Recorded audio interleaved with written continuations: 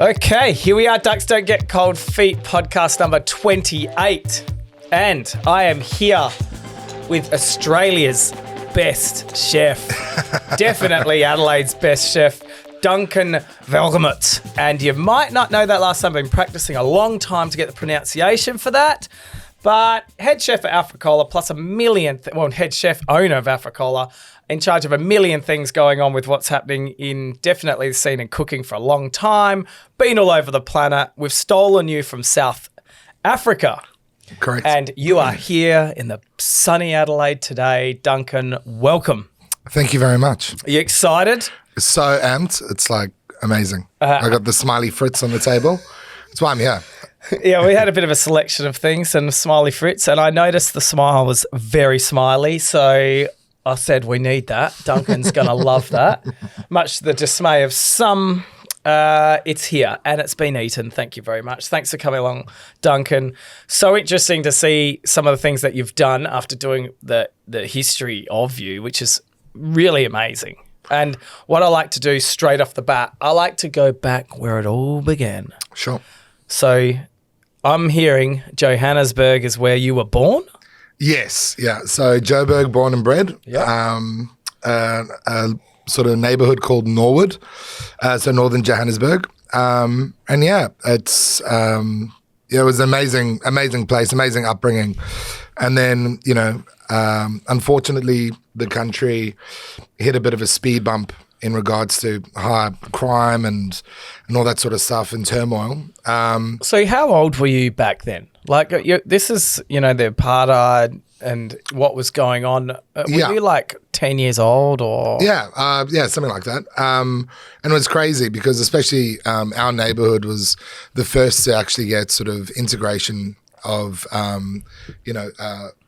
black children into our school. And because our neighborhood or the part of Johannesburg where I'm from is very different to other parts in South Africa because it was mainly sort of, it was Jewish community, a very heavy expat community. So we were very sort of anti-apartheid.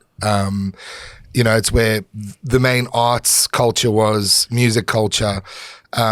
So, when you look at that little microcosm, reflected against the rest of the country at that time, it's very, very special, We knew where the country was heading and everyone was in support of that, which, you don't really experience as a kid growing up to a certain degree, purely based on the fact that, it just seems like this beautiful natural thing. So when apartheid ended, and we came into sort of the new era with Nelson Mandela and Thabo Mbeki. For us, life didn't really change a hell of a lot, but it certainly did within the rest of the country. So are we talking 80s here? No, fuck no. I'm 38 years old. No, shit, a lot younger than me. I just want to throw out there. So you're talking the 90s. So yeah. It's crazy, and I think coming from Australia for us, we hear a lot about how unfair it is for everyone, race, religion, whatever. I'm not picking any lines here, but I've been to South Africa and it's a beautiful country. Stick to your lane. Absolutely. Stay out while the sun's out. That was the advice I got from the taxi, and I loved it. And we had very young kids there, and I must admit I was a bit scared of that. But you would have seen the best and worst, I'm guessing, in humanity. I think most South Africans can say that, especially expats. You leave for a reason, unfortunately. And I mean, I love my country. It's still my home. And while you're over there, you don't really realize how bad it is until you travel abroad, because you're so desensitized to many things. I mean, it's a massive culture shock. When I go back, it takes me a good week to acclimatize to, gunshots, to, burglar bars, to high walls, electric fences, carrying a gun. These things were so foreign and so alien to people in Australia to a certain extent. It's a pretty overwhelming thing when you do go. Yeah. Yeah. So you come back you eventually make the decision to leave. Your father was a chef. Yep. Which is amazing. Was that something you looked at and said, "Fuck, I want to be like that, Dad"? Not at all. No, or was that something you all. despise and go, "Fuck, Dad's cooking Brussels sprouts"? No. It was I love my dad's cooking. There's three parts to my sort of cooking life growing up, and my dad was absolute foundation to that. But no, I never wanted to be a chef at all. It didn't even cross my mind growing up, to be honest. So with your father, he's a chef. I've got it as he was a bikie. Yeah. He SAS. Well, no, not quite SAS. He was part of a group called 3-2 Battalion, which was, I suppose it is kind of special forces. Yeah. But he always said that he was their personal chef. Yeah. And he killed more people than him just by poisoning. So not a good trait for a chef. But if you look at the things that you've learned, and you're very young when your father died.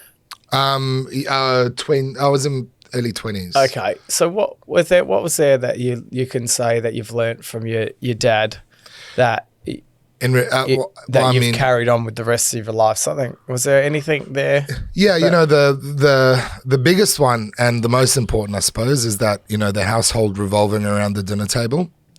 It doesn't matter how much of a crap day you've had, what's going on in everyone's life. That is the central focal point of the family, is the dinner table.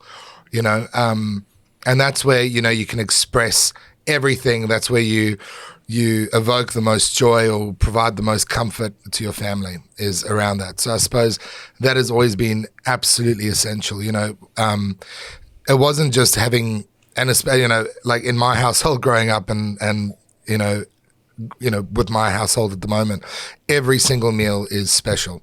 It's not just like, occasionally, like once in a blue moon, we'll go, fuck it, let's get a pizza. But when we're cooking, it is absolutely a ritual every single night. Everything from, it's not just cooking a bowl of pasta. It's a whole thing. There are many dishes on the table. The soundtrack's picked. The table is set, accordingly. The person that cooks sits at the head of the table. Like I said, the ritualistic part of dining, which so many people, because they bloody just consume every single day, they don't actually get the fundamentals and what it means to connect with, with your partner or your kids or whatever. And that's the biggest thing.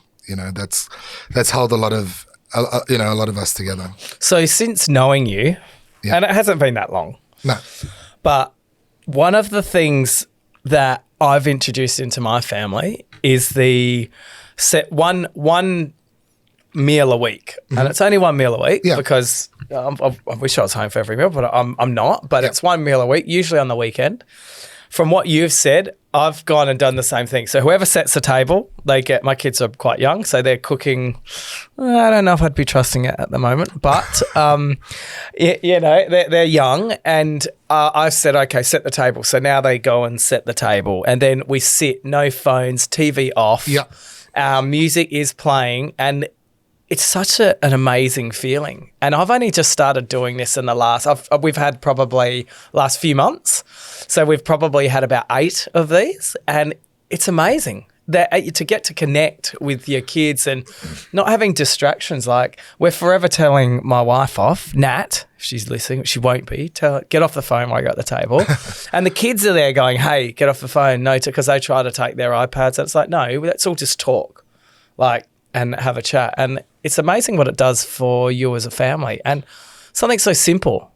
Well, so simple. Well, one of the things is like, and there's so many correlations to if you spend a lot of time in third world countries, for instance, and me growing up, and the thing around the dinner table, and then you go and spend time in Mexico, and you think, bloody hell, it's a Monday night. And people are going for it. They're eating, they're drinking, they're getting smashed. It's 3 a.m. They got work the next day, and it's just a Monday.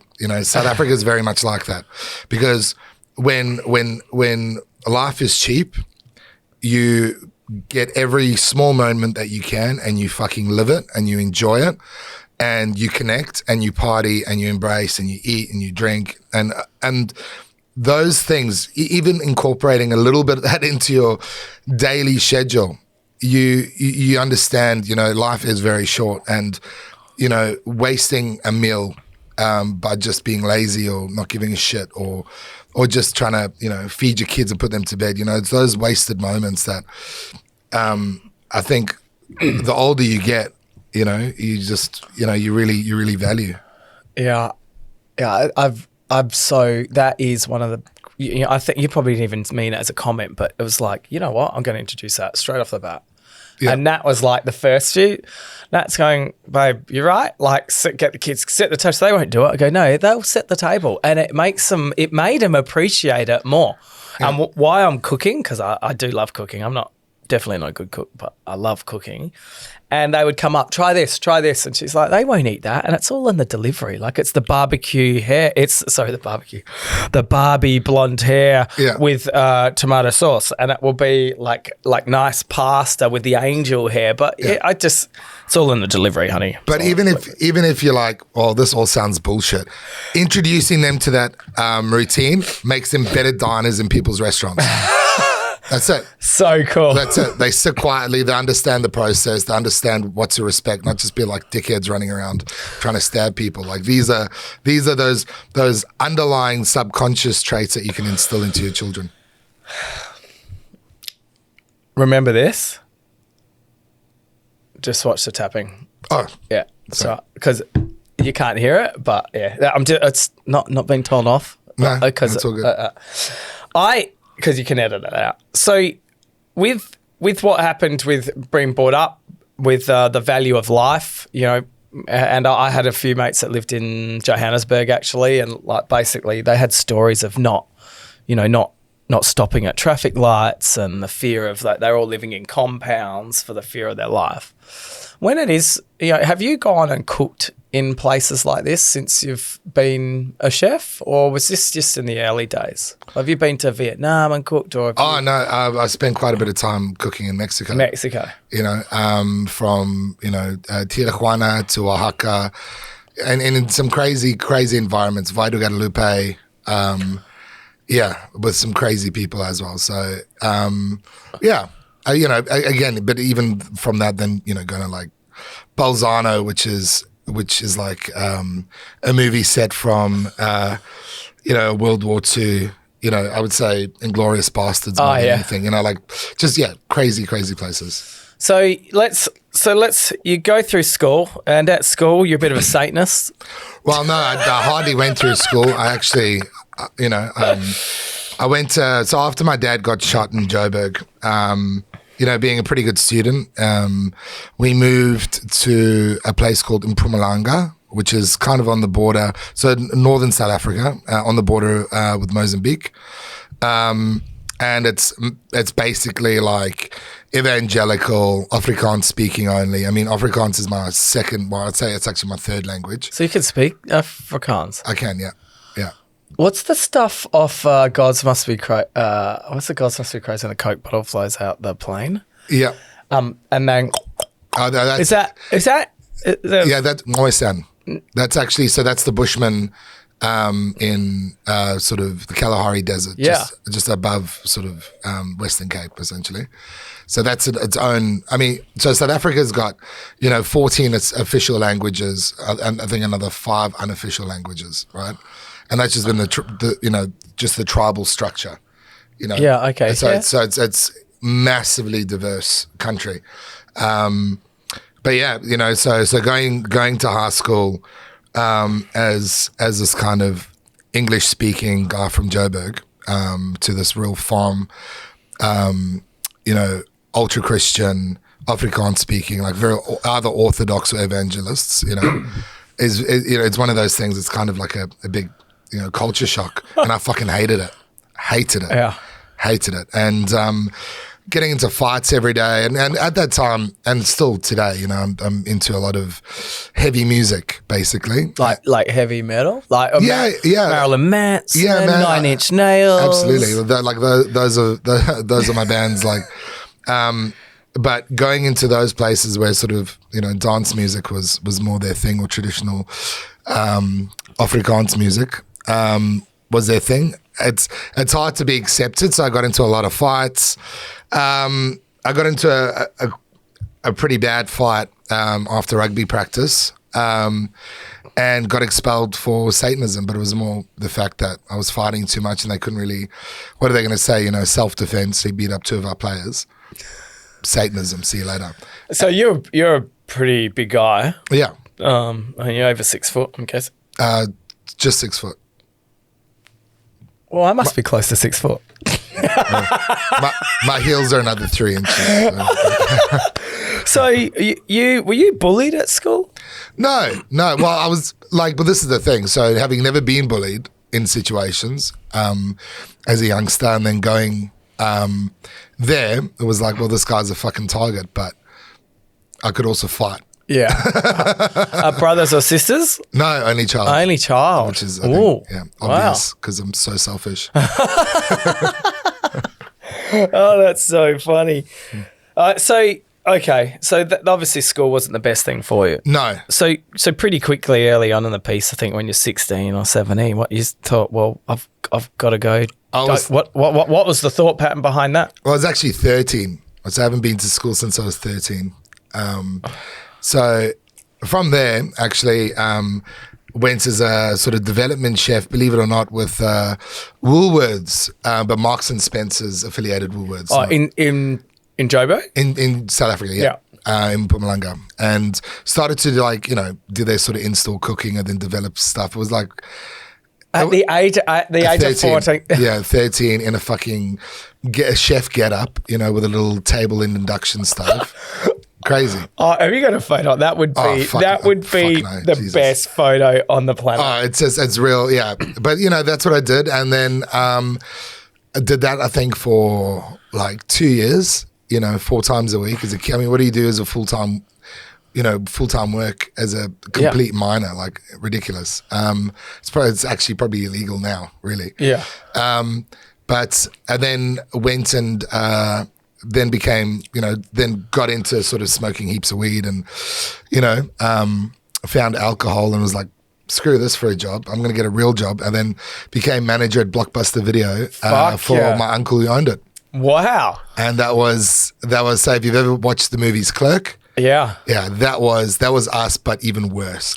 It'd be like Saturday morning, kids coming in to pick their videos, and we'd just be watching The Exorcist. The scene in particular was me Jesus, scene, the crucifixion scene, just on repeat. Oh my God. And just being really stoned and, basically putting like heaps of fines on people that we hated, but for the softcore porn, and having them then try to then argue with one of our other 13-year-olds, like, I didn't rent this. Sorry, sir, you've got to pay the fine. Like, yeah, pretty evil things they can do at Blockbuster Video. Yeah. And I was like, yeah. But then my cousin at the time, who was 5 years older than me, or he was 5 years older than me, was like, oh, we're all going to the UK. Do you want to come? So, and because I've got a British passport, so my mom, Glaswegian, so born in Glasgow and everything else. So got a British passport and went over with fuck all expectations. And so that's a big move, really. Yeah, I didn't think of it at all. It's just one of those things where you're just like, oh yeah, cool, that sounds like a fun thing. Shit, had I known what it would be or how hard it would be just to survive, yeah, crazy. How close are you close with your mum? Yeah, absolutely. So you had to leave mum? Yeah, mum and dad. I was like, see ya, and they were like, okay. Because I'd saved up all my money. I didn't, I did the whole process by myself. I mean, at that, you can imagine I'd been working full time for 5 years. So I wasn't, I was paying rent. And so I was independent anyway. And I do things, I'm very kind of spontaneous anyway. So it's like, yeah, cool. We'll do this thing. And booked a plane ticket, no return ticket. There we went. So before we get to where you landed, which is London. Yeah. Animals like that. Did you hunt animals in South Africa and use the whole animal to cook. Is that a true story? In England. Yeah. I hunted in England, not in South Africa. Okay, so you land in London. Yeah. What, a 20-year-old kid or 17. 17-year-old kid 18. lands in London. Yeah. Going, all right, let's Get a beer. Get a beer. Let's get a beer. So is that like Finding Nemo when they get out of the fish tank and go, well, what now? Well, no, yeah, it's bullshit because you land and as a sort of South African expat, you kind of herded towards, booking your accommodation in like Earl's Court, Zone 1, and all the only people in those places are other Aussies or South Africans who have been there for maybe 6 hours more than you, but already think they're actually, born and bred in London. So, just asking directions to a pub. Fucking no idea. So we basically walked from Earl's Court, just on main roads. There are no pubs, like on the main roads. Like you're walking and we're walking. You got bags here? Eh? Got bags? Yeah. I was like, wow, that's a personal question, JP. Jesus Christ. I haven't even finished my foots. Yes, no, we dropped everything off at the hostel, took all our traveller's checks and cash and everything on us. And traveller's checks, you hear that, kids? Yeah. You won't see them anymore. I don't even think I've used them since, to be honest. No. What a waste of money. Anyways, so we go off looking for a pub to have our first pints. So we walk our way to Leicester Square. And then you've got those, it's all those giant coffee chains, Costa Coffees and Pret a Manger and restaurants. And it's like we can't afford to sit in a restaurant. We just want a beer, and without exploring any of the side streets or whatever, start hitting Soho. And then we see a strip club. Well, I say a strip club. It's, it's got 3 X's and it's a dungeon basically. And to me, that could easily be a pub. Totally. Well, the thing is, they must serve beer if they have, strippers. Like, it's one of those things. It's just, automatic, like tomato and basil. You know what I mean? It's just, they're good mates. So we go down there and we're greeted by these 2 women and kind of chaperoned straight away to sit down. And before we even ask for a drink can we sit next to you? And it's one of those tourist traps. It's actually quite famous for, had we done any particular research, and this was anything. Yeah, this was before Google. This was before Google. Yeah, exactly. So you sit down, you accept someone's company. There's a really tiny menu in the dark, and in the fine print says if you accept someone's company, it's like 500 quid. That's it. There's no way you had that much money. No, well, no, I did. No, I had about 300. Okay. I had about 300 quid on me. You learned to negotiate. No, well, yeah, which was pretty bad because we left without money and the guys, stayed with their baseball bats. So it was give us your money, and leave. So we did. So you got robbed? Yeah. So you can imagine I haven't even had a beer yet and I already have 0 money, not even 6 hours off the plane. It was the longest. I still had my return tube pass back to Earl's Court. And yeah, it was just the longest ride. So I got out at South Kensington, just walking down, just like being completely traumatized by the whole experience, thinking I need a job because I haven't even paid my hostel. Well, well done, Duncan, straight off the plane. Mom and Dad, I'm now stranded. I then saw a sign in the window at a restaurant called La Bouchée in South Street, Kensington, saying chefs of all levels wanted. So I was like, I worked in my dad's restaurant. Not like, when you work, yeah. Yeah, you're like, chef, me. No, exactly. Even though you don't do any work because it's your dad's restaurant. All you do is drink the free beer. Hang on, make yourself some food in the back. For their dad do nothing? No, that's not what I'm saying. Wait a minute. But yeah, and immediately got the job, and I was like fucking sick, and started the next day. La Bouchée, yeah, I think it's got a pretty big reputation to be full on. Yeah, yeah. It was. I only got the job not because I was inspiring to the chef or. Because they're desperate. Because they were more desperate than I was. Because they used to just beat their chefs. So they high staff turnover, all French kitchen, all French front of house. Yeah. So well, exactly. So it was pretty eye opening. It was pretty eye opening. Yeah. Loads of fights, loads of violence. I think I do know a story about this place. Oh yeah. How you ended there. Do you want to fill us in any gaps before we go to how you ended? All right. Well, how I left. So my kind of protector in the kitchen was a sous chef called Jean Baptiste, and have you ever spoken to these people ever again, or like not from La Boucher? Yeah. Everyone else in my career, yeah, absolutely. But no, there was. I mean, I didn't even have a bloody phone to trade numbers with, you know. But yeah, so it was. He had a fight with the head chef that turned into a fist fight over lunch service, and he stormed out. He quit. So you know, pack your sort of prep, your mise en place to take downstairs, because a lot of London kitchens all have subterranean sort of prep kitchens, basically. So packing it all to go downstairs, and the two kitchen hands were busy blitzing the fish soup, the bouillabaisse, for the dinner service, you know, in these big buckets with, you know, big standing mixers.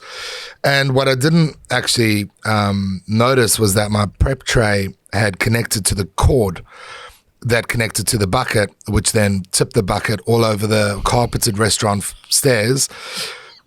I mean, 50 liters of fish soup, but broken down, so all its bones, all its guts. I mean, it's like a fine powder at that stage with all this, you know, dirty liquid, and stained all the floors. I just look up through the sort of waiter's hat, see the head chef.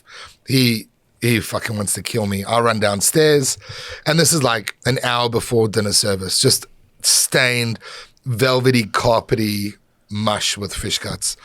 And I jumped through the back window, and as I was getting my stuff, I was leaving one of my only friends in the kitchen, this Mexican kitchen hand, and I didn't speak Spanish and he didn't speak any English, and our only sort of goodbye was me getting my Powerade out my locker and handing it to him, and he took it, and, you know, we connected, and I jumped through the window, and that was it. You know, yeah, that was it. What a touching moment! Like, I was, yeah. Were you fearing for your life? Oh yeah, the guy was gonna. I mean, if you saw, he would kick someone down the stairs for bringing up Chervil instead of thyme. Like genuinely, like utter maniac. Yeah, he would have hurt me. That's and you're a kid. Like, what the fuck? What do you do? Yeah, it's fucking hell. I mean, that's pretty crazy. I didn't realize that's the soup was so. I didn't realise it went over the whole floor. Oh, yeah. I thought this incident all happened out in the back. And it was so funny because they had George Clooney in for dinner first sitting that night, because I always remember looking through the booking sheets and seeing Batman, and it was Batman at the time. Yeah, no, don't tell me they booked him under Batman. Yeah. No booked him under Batman. way. Yeah. Is this... Yeah. Have we... I mean, to be fair, if you really like the canons, he was never quite Batman, because that was a shit Batman, to be fair, you know? I agree with you. Yeah, It was he was never quite Batman, but yeah. You're right. And glad he fucked off. Yeah, exactly. He shouldn't have. He would have been better as Robin. Yeah, but he's a bit too camp for Robin. Oh, well, that's a debate. Jesus Christ. But okay. But yeah, so, and that was it, and bailed, and there we go. So did you get paid for that? Fuck no. No, I didn't get, and again, so there I was back on the bread line, no money, going, what the fuck do I do now? So how did you find the Goose? I was looking through Time Out magazine, and in those days, like all the like chef ads and all that stuff were, you know, put at the back of Time Out and another one of the sort of recruitment magazines or whatever. Anyway, so saw a thing, was a live-in job in rural Oxfordshire. Sounds good. Live in, and that's it. Is that immediately like for someone rich or? No. It was most restaurants and pubs. Thank you. Most restaurants and pubs offer that, so a reduced wage, but all your bills are paid. And I'm a kid, like, what do you do? Cool, fantastic. This sounds like a dream. So it sounds like a modern slavery would be all over that joint. Totally, absolutely. It's you know, and it's still a thing. It's still a thing that exists in the UK. So went there, and got the job. I was working under a chef called Michael North, who was really my mentor in cooking. Okay. He trained me from being this utter douche to actually being very useful. Yeah, you know, I mean, I'm still a douche, but I am. But I am useful. Yeah. And an incredible chef, and the guy who owned the Goose was a guy called Chris Barber, who was the personal chef for Princess Di and Prince Charles. And he left after the whole divorce, and his biggest rival in the household was Paul Burrell, and so this was his first. Okay, that Burrell. I've heard this. Okay, yeah. Yep, so this was Chris Barber's first outing, his first venture post the palace, basically, and there was no other chefs or kitchen hands. It was just me and Michael North. So this was a pretty memorable restaurant for you. Massively. I mean, it taught me how to eat. It taught me how to, it developed my palate. Michael North is a genius, and he's still a genius today. Do you speak to him at all? Yeah. When I was in the UK. So if I rocked up to the ago. Goose, is he still working it? No, he's got the Nuttree in Murcott. So if I rock up there and go, hey, I know Duncan. Yeah, they'll roll their eyes and go, what the fuck is... How do you know that guy? Yeah. And I still do. I still actually have customers at Africola who go to England, and we just came across this Michelin Star restaurant, and we said our favorite restaurant in Adelaide. They're like, oh, do you know Duncan? It's one of those pure Adelaide stories, and it happens all the bloody time. That's cool. Yeah. Michelin Star, you mentioned it. Yeah. So the Goose. So I believe you were one of the youngest to get a Michelin Star? So basically what happened was, after about 6 to 8 months working with Mark North, he had a bit of a breakdown. Can you give us the idea what year approximately? 2002. Well, I mean, it was like 2001. Okay. So it's before we started talking about anxiety and things like that. Yeah, well, absolutely. And, that kitchen as well, I mean, was brutal. I mean, we were working 6 days a week, 14 hours a day, lunch and dinner, 6 days a week, no kitchen hand, fully booked restaurant. So it was just the two of us, I would work sort of the cold section, so larder pastry in the winter, and then have to be on the sauce in the summer. So just, it's just one of those things. No shit. Yeah, no, but what it is, it's like, You do it all. Yeah, people talk about that being old school. I don't think of it as old school. I think it's good school. It teaches discipline. It teaches, it separates the people that actually want to do this for a living and actually push. And it is your university, and what you sacrifice to be the best. I mean, I don't run kitchens like that. I mean, A, you're not allowed to, but B, I think the balance is very important, because mental health suffered dramatically. I mean, Michael North had a nervous breakdown that took me out of the kitchen pretty much most of the time. I was there when I sort of finished 3 years later. Yeah. I was addicted to ephedrine, just trying to keep awake, and that led me into, sort of ephedrine withdrawals, which have turned into, depression then. But I can't ever take a pill now, because I just get so depressed. Really? Yeah. No, because it basically just switches on your serotonin and just lets it just drain out. Yeah, it's crazy. But you do it, and I've never been so inspired and focused, and I've got a really good memory, or I've got this kind of Rain Man ability with things that really interest me. Yeah, like it comes across as sort of in music and chefs and food and signature dishes. Like those are my things, And I studied every guidebook, considering I'd never been exposed to any of that, especially in South Africa. Like, why would you?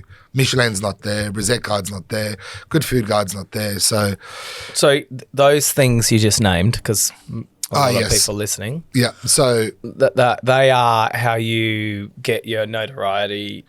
Those are your award systems, your award classifications within restaurants and or chefs. So from not coming from that culture or that background, I used to immerse myself, myself and Mike actually, at the end of a shift, have a pint in front of the fireplace and just read these books nonstop, back to front, and just discuss every dish, every great chef, every great dish, every shit chef, every shit dish, and absorbed in it, and then you've got game season that starts, and then you go in and get pheasants and partridge and rabbit, and then you're there with bloody infected pussy hands because of you're breaking down birds and they're because their bones are quite sort of delicate, piercing you, and you can't even close your hands because of all the pus. Like that just becomes your life. Farmers just bringing you produce just at the back door. I know people have this idea of or even chefs, that happens. No, when you can literally when you are there washing the dirt off, plucking the feathers, taking the pluck out and going, shit, what the hell do I do with the stomach? Yeah, all these things. It's quite amazing. And I think one series on Netflix that really shows it off is Chef's Table. Yeah. And I just love, because I love eating food, don't get me wrong, but I love the fact that I can sit there and watch that and go, wow, look at the love that is in this product, that when you see at the end, they showcase a few dishes, right? 5 or 6 dishes, but they talk about and they show you the history and they show where it's come from. It's a spectacular series to watch. And I don't know who the editor is there, but geez, she pulls it together amazing. And I was doing in my research, I clocked it up again because I didn't realize there's another season 4, but it really shows off how powerful it is for the food. And what I think a lot of people don't understand is when you get a dish in a restaurant, that is like art from an artist. And when it comes to you to eat, and I don't mind people taking photos of food because it showcases how the chef has designed that to come to your table, and it's spectacular. And you don't realize everything that's involved with that. Is there one dish that you would like to break down for us so we can say, this is how it started and this is why I do this dish? I'd probably do it as my sort of Africola's most popular dish, which I fucking hate. Okay, I know what it is straight off the bat. It's a sandwich. Yeah, it's the tea sandwich. It's like I've tried to take it off. It's the dish everyone bloody talks about. Even, it came up, maybe 6 years ago? Yeah, it's using a certain type of bread. Yeah, it has to be Wonder White. Yeah. Okay, now you've said it, so we have to go into this. Yeah, we didn't get sued, but they're pretty close. I produced a beer with Big Shed. Yeah, cool. And it was all the old bread, and they reused that to make a sustainability beer. We called it Wonder Wit. Awesome. Right. Yeah. Didn't look like beer. Like, to me, looked nothing like the loaf of bread. Looked nothing like it. And next minute, Wonder White, didn't see it the same. They thought it looked the same, and kids could confuse this, legal letter. They could confuse the do I have any here? Have I got any left? No, I don't. No, we don't. Oh, yeah, that's all. So sorry, it's been all put away. But I was like, it's a real disappointment. And I vouched and declared from that day on, I would never have Wonder White bread ever again. And guess when that changed? When I was in your fucking restaurant. Yeah. So let's talk. What's it called? It's just our chicken skin tea sandwich.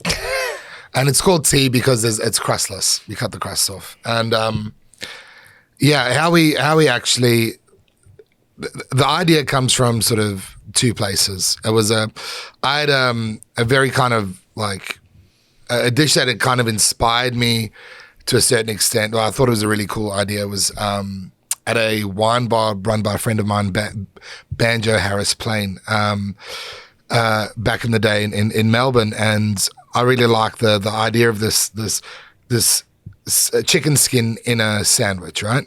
But completely different. Like they did it as this big number, really stacked, like a BLT, but without bacon. Yeah, like chockers. Chockers, where mine's very delicate and whatever. And the big thing with my sandwich isn't so much what's in the sandwich itself. It's what it's served with, and that's comes from Steve Pannell from SC Pannell Wines, who's a very dear friend and just a bloody genius.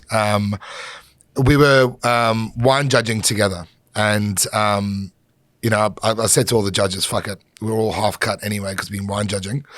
Let's all come to my restaurant." And I can't believe that would have happened. No, well, it's the spitting and swallowing idea, really. Do you spit or swallow? Well, I'm definitely not a spitter. Only if you ask me nicely, though, JP. So, all right, back onto the bread. So Steve basically goes.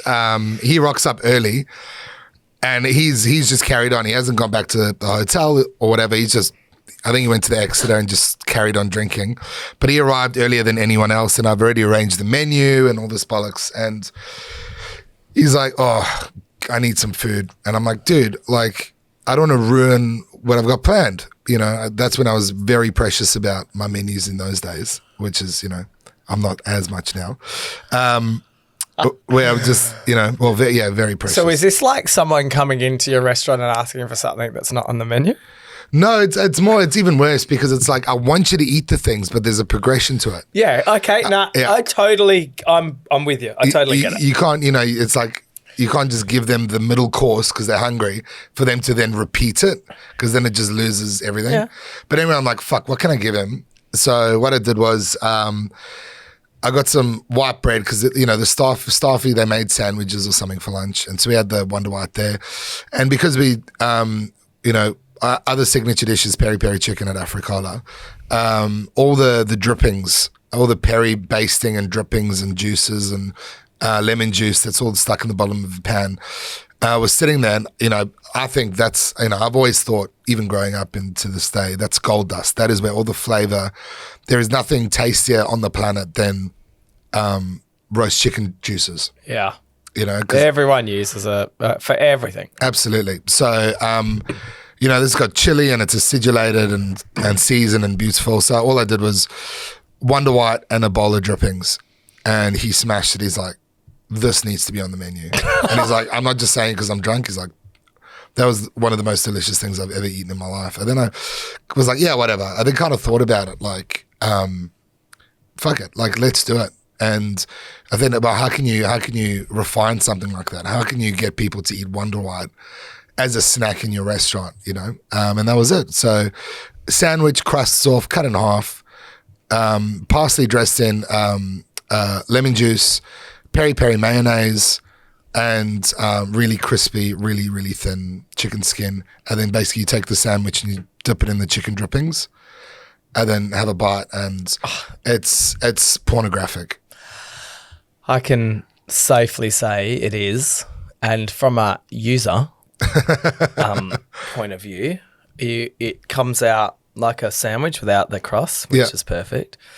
And in it, you can see the chicken skin. And when you said thin, what most people don't get is how thin that chicken is. Like, I'm talking not even a millimeter, right? No, it's like a layer of skin. Like, literally, if you could cut a layer of skin off, it's so thin, but it's quite firm. Oh, yeah. It's crunchy. It's actually crunchy. It's crispy and you can see through it. Yeah. And then when you dip that in, it just dissolves in your mouth. Like, it's amazing. It is. I had that and went, whoa. Well, I think that got it got Gourmet Traveller Dish of the Year 2018. And then the Australians, I think top 20 or top 50 most iconic dishes in Australia, which is ridiculous because you just think, what?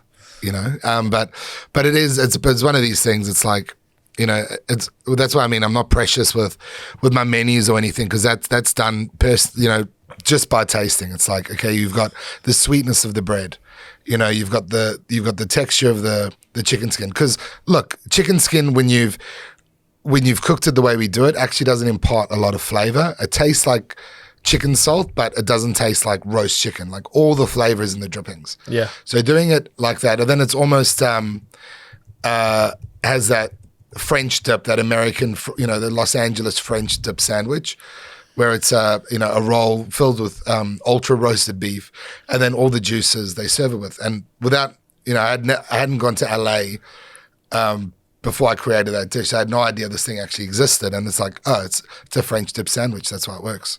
But it's almost a perfect dish.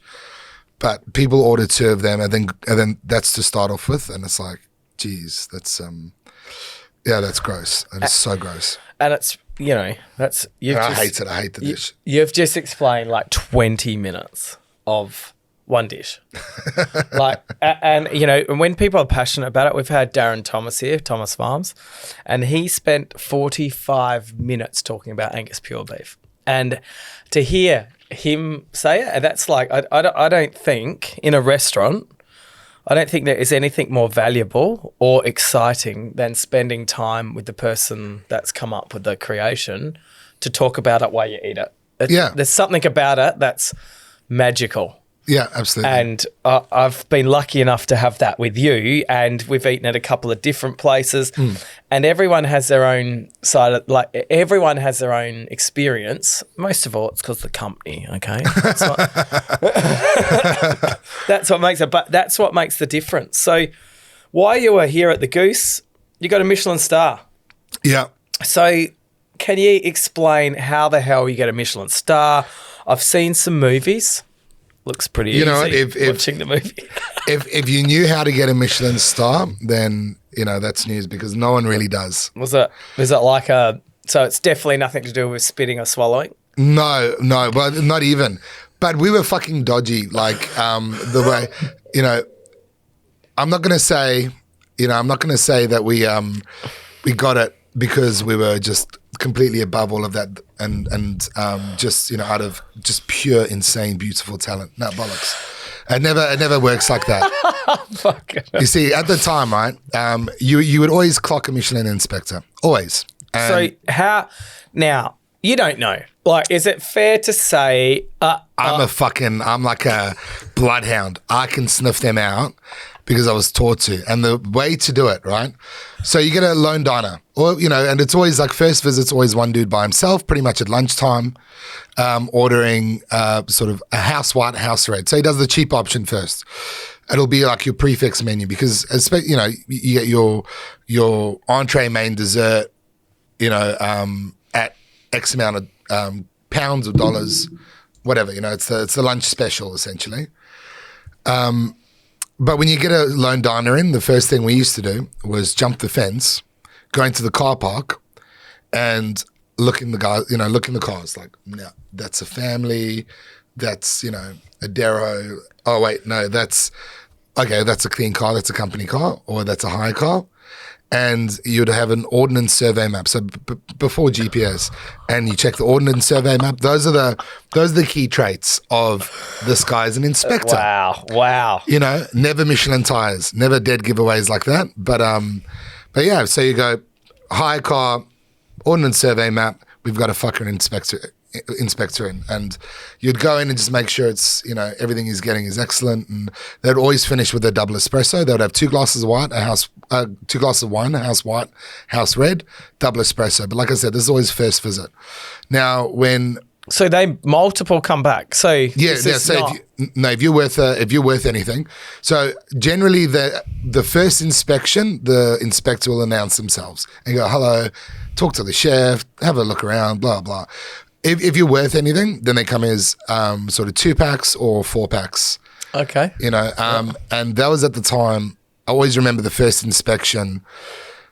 Mark wasn't having a very good time, unfortunately. And I say a very good time. No, we were actually fucking hungover, and I introduced him to absinthe. This is not. You don't need to say one more word. This is not going to end well. No, well, exactly. And he had never had absinthe. He was quite sheltered growing up, and obviously there was just 2 of us. So there's me, bloody, having to go and do work while he sat up in his pit, just watching daytime television. And I'm like, dude, this is an inspector. He's like, oh, puts on his whites, goes down, and breath mint and. It's like, shit, you picked it, inspector. And then he didn't have a good time sort of with his mental health, and he was less and less in the kitchen. And so we had no expectations about getting a Michelin star. It was not even in the realm of possibility. It was just me in the kitchen, I had to do all the prep on both sections. I didn't have a kitchen hand. I managed to get this pikey kid, Gary. What's a pikey? Sorry. A gypsy. Right. I let him so much today. Absolutely. And he used to, smoke weed and then come in sort of completely stoned and just move trays to the dishwasher.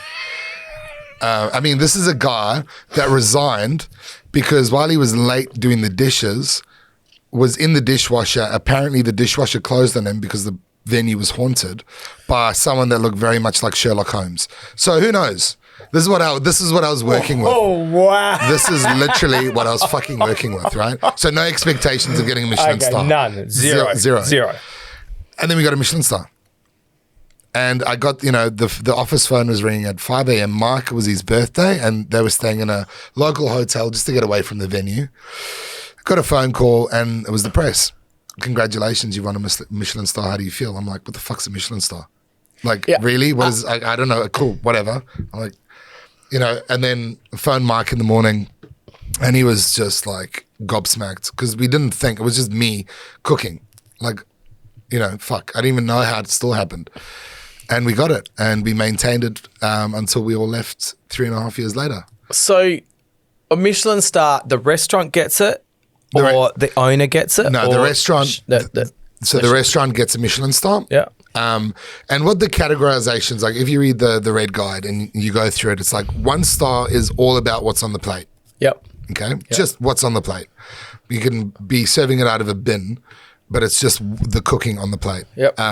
2 stars is what's on the plate, but it's kind of like, because you got to imagine it's a driving guide, right? The Michelin. It's a driving guide because I'm Michelin tires. Oh, yeah, okay. This is new to me. Yeah. So is this a joke? No, 100%. So in the 1919, the first Michelin guide comes out. And it's a driver's guide because people have their cars. So when they buy a car and if they were to buy the Michelin tires, they get the guide. So the whole point is 1 Michelin star places where in your neighborhood, or whatever, there's a good place to go and have some food. 2 stars is on your way to a destination, here's a really good place just to pull off and have a meal, like on your way. Michelin, 1 star is in your neighborhood, 2 stars is on the way to your destination, 3 stars is that is your destination. Okay. And that's how it came about. And then it got a bit more refined, i.e. 2 Michelin stars was, general fare with 2 signature dishes. Because you got to imagine, like, especially in that time, every sort of boulangerie or like bistro had the general, here's a coq au vin, beef bourguignon, French onion soup. Yeah. And then all of a sudden, that's like 1 star because it's solid and they do the recipes right. 2 Michelin stars is those, but they've also got, braised pig's trotters and, tranche of foie gras. Okay, well, there's 2 dishes there. That's signature because the guy came up with it, or it's his own family recipe. 3 Michelin stars is the whole menu is completely unlike anything you've ever had, and it's worth the journey. It's also slightly luxurious, it's fancy as fuck, and that is how that's why the classifications came, and that's why Michelin, always been associated with driving and cars because it's destination places. Wow. And that's a Michelin star. Correct. But how can you define that? And that's the biggest thing, And I think, it's amazing. I actually didn't know that. Actually, so when you leave, so you left, that's the Goose. No? Correct. So you guys close the Goose or whatever, you sell it. So the person getting it doesn't keep it? No, the restaurant keeps it. The restaurant does keep it. The restaurant does keep it. Do they get rechecked? Absolutely, 100%. Yeah. Oh, so they can lose it? Definitely. Yeah, definitely. So, like the Michelin don't like giving stars away to take them away. But if a chef does leave, they have to re-review and they have to do it. If you mostly see it like 1 stars, generally you get someone to maintain the star. For 2 stars, they'd probably generally drop down to 1 to regain 2. Yeah. Okay, so they keep, hey guys. Yeah, in 3 stars, they drop down to 2. You got to push for the 3rd again. Wow. Okay. So if I've got multiple Michelin stars, Like So let's say I'm like Alan Ducasse. Ducasse. Alain Ducasse. Yeah, Alan. If I'm Alan Ducasse, I got 19 Michelin stars. Yeah. How does that work? Well, it doesn't. Michelin took them all away. Oh, fuck, that's a shit example. No, but he's regained a lot of them back. But Gordon Ramsay was actually the guy to rethink the entire process. So Okay. So because it's a restaurant by Alain Ducasse. So and then you've got one in Singapore, you got one in Hong Kong, you got 3 in France, 1 in London. They're like, well, how can you be in all these places at once? We're taking it all away. So he lost all of it, right?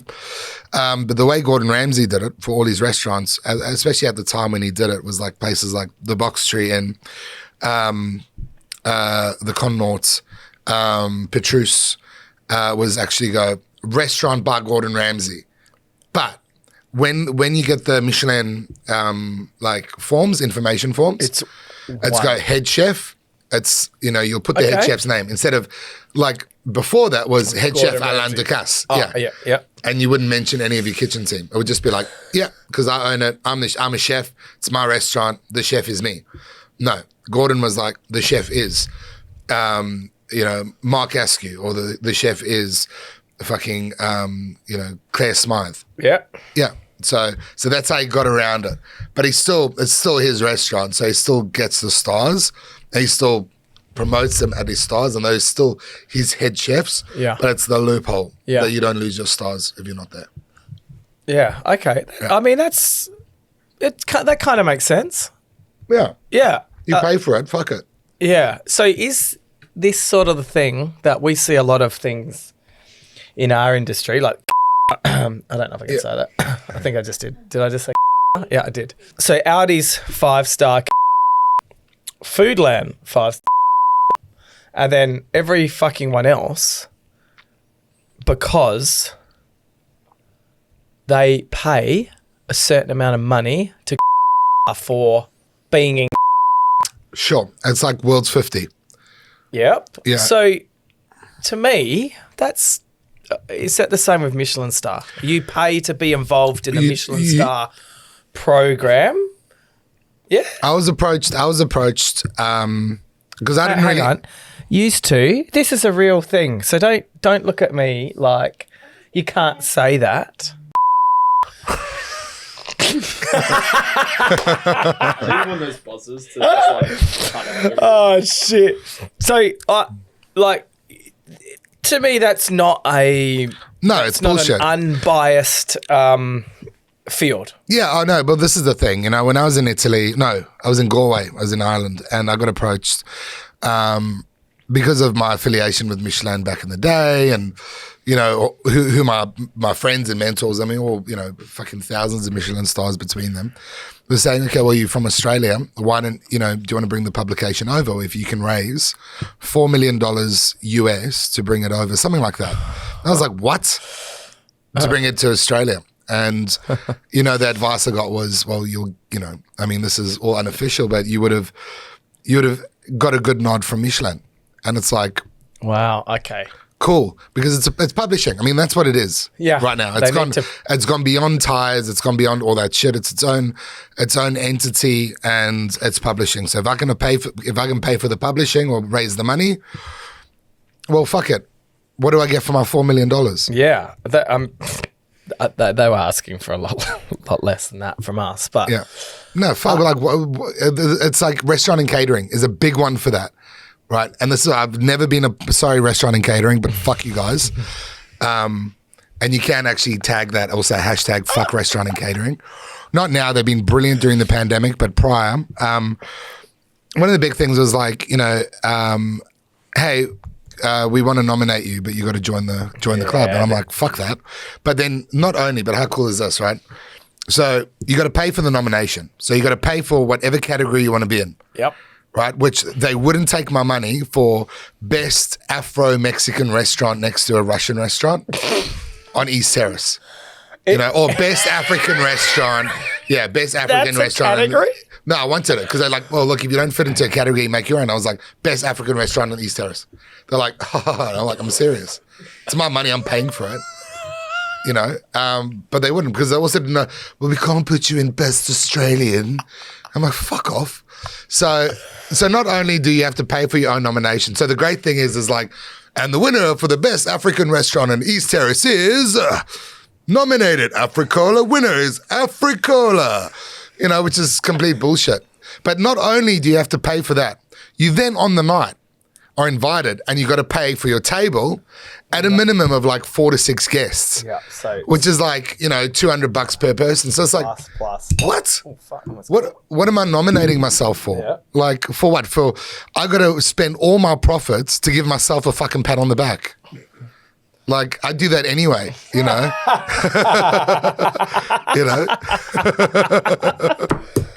Wow. Okay, so why the fuck do all the industries have this same problem? Because honestly, there's so many sycophants and vultures associated and around and milling around to the people that actually do the hard work. And this is like, you know, publicists and, you know, marketing and all that sort of stuff to a certain extent. It's like, it really fucks me off because the guys that aren't involved directly in your business, they just try, you know, take your hard work to support them. It's bullshit. It's a bullshit industry. Bill Hicks said it, you know, I mean. Bill Gates? Bill Hicks. Vaccine? Oh. Whoa, what's on your mind? Yep, Bill Hicks? No, Bill Hicks was, you know, what did he say? Like, you yeah, feeling sucking sexy? Satan's cock. That's what they do. That's what they do. You know? Yeah, that's what they do. They suck Satan's cock. That would be good. What, sucking Satan's cock? Yeah. I don't know. I don't know. Someone's thought of it. Yeah. I don't Bill know. Hicks. No, that's Bill Hicks. That's a Bill Hicks thing. You know?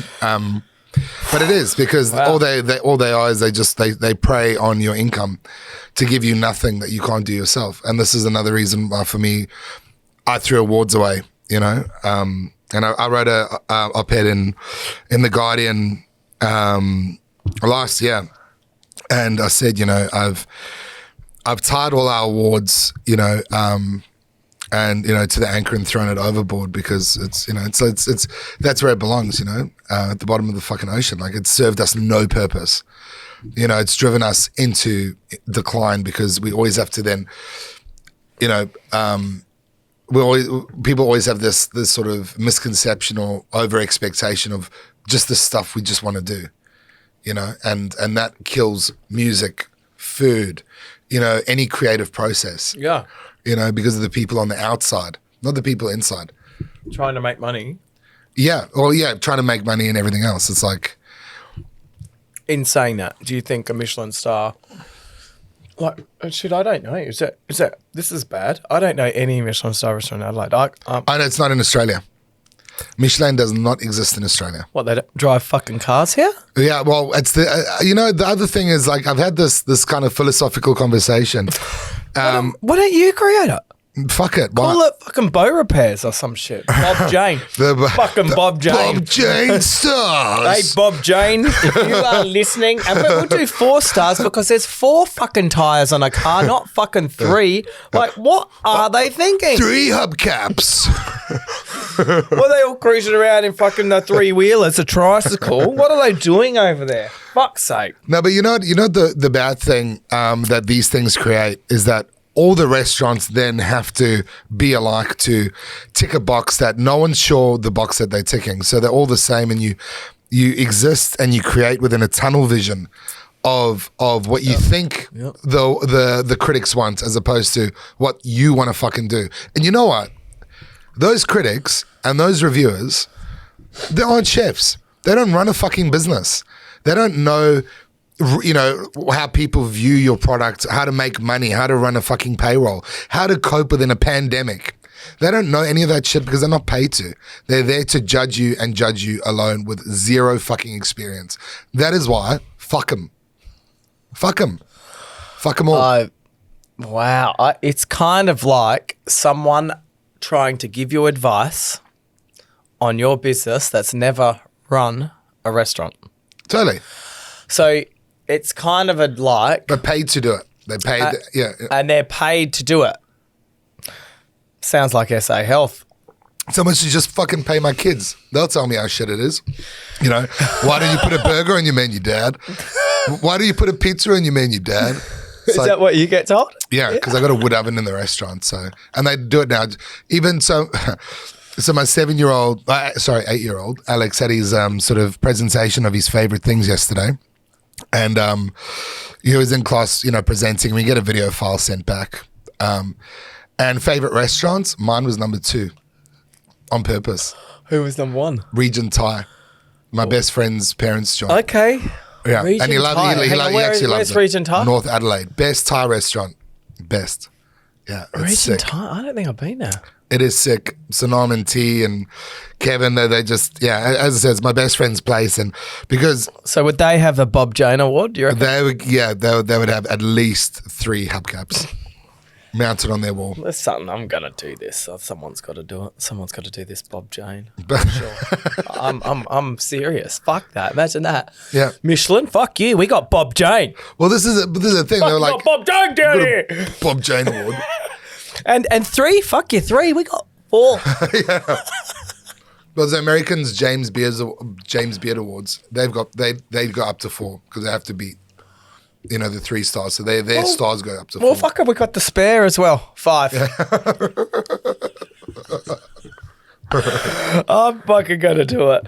The interesting part for us and what you've said is, you know, people, why Drakes leave Foodland? Why we left because we needed to control our own destiny. Sure, exactly. And we have all these awards that we don't have anymore, right? Like the Drakes, we had all these things, and yeah, they made you feel good, but who was judging them? How much do they cost? I want to know how much those shitty awards cost anyway. Yeah, that's right. You know? And for us, it's who's coming into my store judging it. If it's a genuine customer, which it never is, I can get it. I can take the good with the bad. But why we filtered to go to Drake's and control wholesaling, retailing, is that we could control the whole story. We could control the value brand products. We could control the pricing on shelf now. We could control what comes out of the warehouse. We could control how quickly we get new lines to market, tubes. And we can sit and control. Go on, smart. Oh, I got some tubes, actually. I actually have. What sort of tubes are they? Mate, they're, seriously, these are like unicorns. Ah, tubes. Ah. Crunches as hell, but I'm trying not to have one more. What is it? May cause irreversible damage to liver and kidneys. There we go. Yep. And wheat and gluten. Hey, do you want me to blow you away? 0.5 star rating. Now, this is the first product I've ever seen with a 0.5 star rating. I've got to give it to them all the way from Poland. Oh, gotta love those Polish. So we left and did it because we had to, and we had to go out on our own. And like, it's interesting to see totally different industries, but we do one thing. We sell food and we appease customers. So that's what it had to be for us. But I mean, the correlation's there because the thing is like with reviews and critics, you're not in charge of your own destiny. You know, it's like you have a bad day, you get a shitty review, you're done. You know, your restaurant's done, close it all up. All that time, investment, and that's you know, everyone has a bad day. Absolutely, you know, and you know, so you don't have that bad day, so you don't, you know, you live in that fear of not being closed down because of a restaurant critic. You change everything towards what they're putting on their Instagram, what they're liking at the moment, and then all of a sudden it's their fucking restaurant, but there's 1,000 of them in your city. Do you know what I mean? So it loses everything. It's like this gentrification, like this existential gentrification that critics, you know, employ. Influencers. Yeah. Now, you have definitely made a name here for telling an influencer to maybe get fucked.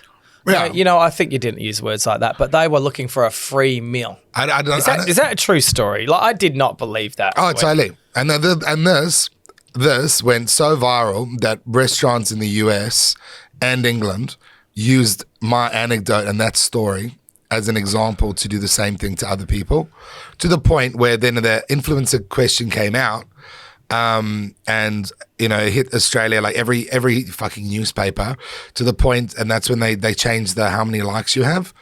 Yes. To who's liked it instead or whatever, you know, changed the like they system. took the likes off. Was the what's it? Couscous for Comment by John Lethlean, and who, yeah.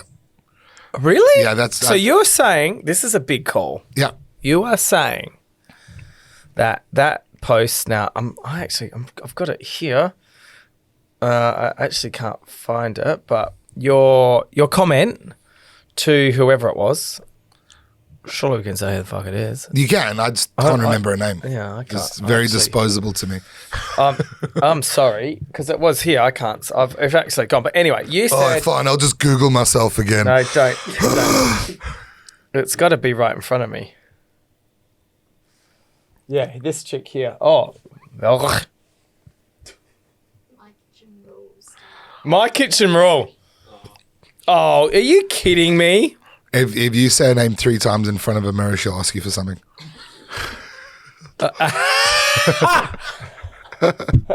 So let me just have a little. So can you just talk me through this? Because when I read it, I did not believe this. Andy Vignati. Have they got a profile now? Can someone? So this chick. So someone came into what, Africola? No, she fucking hit us up on Instagram. Yeah, right? and said, "Look, let me come in. I'm an influencer. Give me a free meal." No. It wasn't even that tactful. So it was, hi, I'm this person, and we want to do a My Kitchen Rules collab, right? And I'm like, you? Fuck off. Well, I know the producers. There we go. Bang. I know the producers. Manu and Pete are friends of mine. I'm still friends with Pete, believe it or not. Apart from the Nazi stuff, nothing to do with me. Not me. You didn't put that in here. No. Fuck no. But marketing. So this person's talking about how much they know. Okay, I admit I don't know much about the costs of running a restaurant. I know that's posts. You got to read the actual. These are posts, but you know. No, that was their after posts. Oh, hold on. Katy Perry. What's Katy Perry like? So first. Okay, hang on. Let's. What's Katy Perry like? No. Let's go to this. All right, you guys. I'm Andy from Eating with Andy and a contestant on this season of My Kitchen Rules. Yeah. My cooking partner and I are heading down to Adelaide this weekend to host some cooking demos for Tasting Australia. That's cool. That's okay. Yeah, that's cool. Unpaid, I'd have you know. So we would love to come over on Saturday for dinner. I've heard so many good things about Africola, and we would love to come and try some food. In exchange, I can post food shots and stories on my Instagram page. I've got a very high engagement rate, considering at the time I had about 150,000 followers before I killed Instagram, and she had like 3,000 or so, whatever, fucking. Anyway, so my thing was, dear Eating with Andy, how about you do the right thing and pay for your meal like everyone else? Cool, fair enough. You do not generate any hype nor actual dollars for any business you post about. The ATO, suppliers, nor staff care about exposure. If Katy Perry can pay for a meal in my restaurant, so can you. Good luck with your depressing demo at Marion's Food Shopping Centre. Yeah. So it's how I normally go, like when I do these things. It kind of starts off polite and professional but firm. And then as I'm writing it, I think about it a little bit more, and I'm just like, oh, boom, boom. You know, it's, yeah. Like, put your cap in your ass. Like, the fuck off. Like, if, I'm not even going to say that because it could open things up for people to fucking bug you. Okay, so Katy Perry. Yeah. She seems like a really cool chick. Yeah, no, lovely. No, she's great. Come in, eat, appreciative of food. Totally. So I was friends with her ex, Diplo. Major Laser came, and my business partner was like, fuck, come eat it. My ex-business partner, come eat at Africola. And it was just a really good time, and, you know, she's good. And there's a fucking picture, actually, really bad. We just saw it. No, I just saw it. That's what made me ask you. With you standing, you look really young, dude. You see what the restaurant industry's done to me. Yeah, look. I'm so gaunt. You've got like, your hair has always been quite funky. I'm so gaunt now. That Katy Perry, I mean, I actually didn't recognize that was Katy Perry until I read it. Yeah, if you actually go below the waist, all right, because she was wearing. Are you trying to tell us something? No, well, no, this is one of the things. There's another shot from another angle, the left-hand angle, was because she's wearing this really, you know, African-inspired puffy dress. Was it because she was coming to Africola? Yeah. Get out of town. Yeah. That's pretty cool. Yeah. But I put my hand around, because she's like, oh, get in for a photo. And I put my hand around her, but I grabbed her butt instead of her waist. And I was like, And then that photo was taken, but on the other angle, my hand was like, so I'm like this, like. Did she say anything? Yeah, no, she laughed about it. And she's like, and I'm like, I'm so sorry because you don't know where the waist is or the butt. But I just like bang, and I'm like, oh my God, I can't believe that just happened. Oh my God. Yeah. But no, she's awesome. She's sick. She seems really nice. I'm not going to talk about celebrities. I can. I don't care. Well, they'll come up later. Did you work at Fat Duck? Did you work at Gordon Ramsay? Yes. But I don't want to talk about those guys because they get enough fucking hype. But yes. Before we go deep into the rabbit hole of being a chef, Yeah. I believe you maybe wanted to be an archaeologist? So, no, Egyptologist. Egyptologist, yeah. So what's an Egyptologist? It's someone that studies the sort of archaeology of Egypt, so the history. So do you know much about it, or were you like, I want to do this? No, massively, yeah. I spent my I can't tell if you give me actual shit here. Like, no. Like I said, I'm a rain man with things that I'm really interested in, and it's one of the things that I really wanted to do, and two guys in particular, Robert Bivol and Graham Hancock, were big sort of influences, and I've been lucky enough to meet them and hang with them for a bit, and yeah. So and this Dr. is Zahi a real. Hawass, Who? Dr. Zahi Hawass. I reckon I've watched documentaries on this guy. Yeah, well, he's the antiquities, or chief antiquities curator on the Giza Plateau. So if I went to Egypt with you, and I haven't seen the pyramids, yeah, I'd love to see them before Climate the UFOs change. take them, something, or UFOs, or COVID check-in, or maybe check-in at the vaccine travel. I'd love to do it before that happens. Would you be useful? I think I reckon I would, especially the Giza Plateau and the the three large pyramids there. Khufu, So how did they get there? How'd they get there? Wow. Well, they're definitely built by people, but it's it's the intricacies. Apparently, it's quite amazing. Oh, absolutely. I've watched many documentaries, but it is one of those things perfectly built. Back in the day, I'm assuming that would have been fully straight instead of now we got the... Yeah, but it's everything from, them using sort of water cutting to perfect the stones, even just to bring the stones from an area. It wasn't like they had sandstone or any big sort of mountains just locally. Yeah. One of the most interesting things, like I would say, is even more impressive than the pyramids is the granite vases that they used to make, and there's one in. I don't know what this is. Or like a vase made out of granite. Vase. Vase. Oh, it's very flash now. We got a bit flash now. Halfway through show, it's like vase. But what's so incredible about that is that you actually need a diamond cutter, laser cutter to penetrate a granite block to such an extent to make a perfect vase out of it. And I suppose it's probably one of the most walked past things in the sort of British Museum. If you've ever gone to the British Museum, it's going to the sort of Egypt section of the gallery, the Egyptian gallery, and it's on your right hand side as you walk in, and people are like, oh yeah, whatever, fuck it. But it's actually more impressive than the sarcophagus of Tutankhamun or any busts of Nefertiti or anything like that, because it's like that is literally virtually fucking impossible to do, to get those grooves and those curves even by today's standards. It's so yeah. I notice you pick up a bit of an accent when you start talking about flash things. Is that something Australians don't do? This is a question.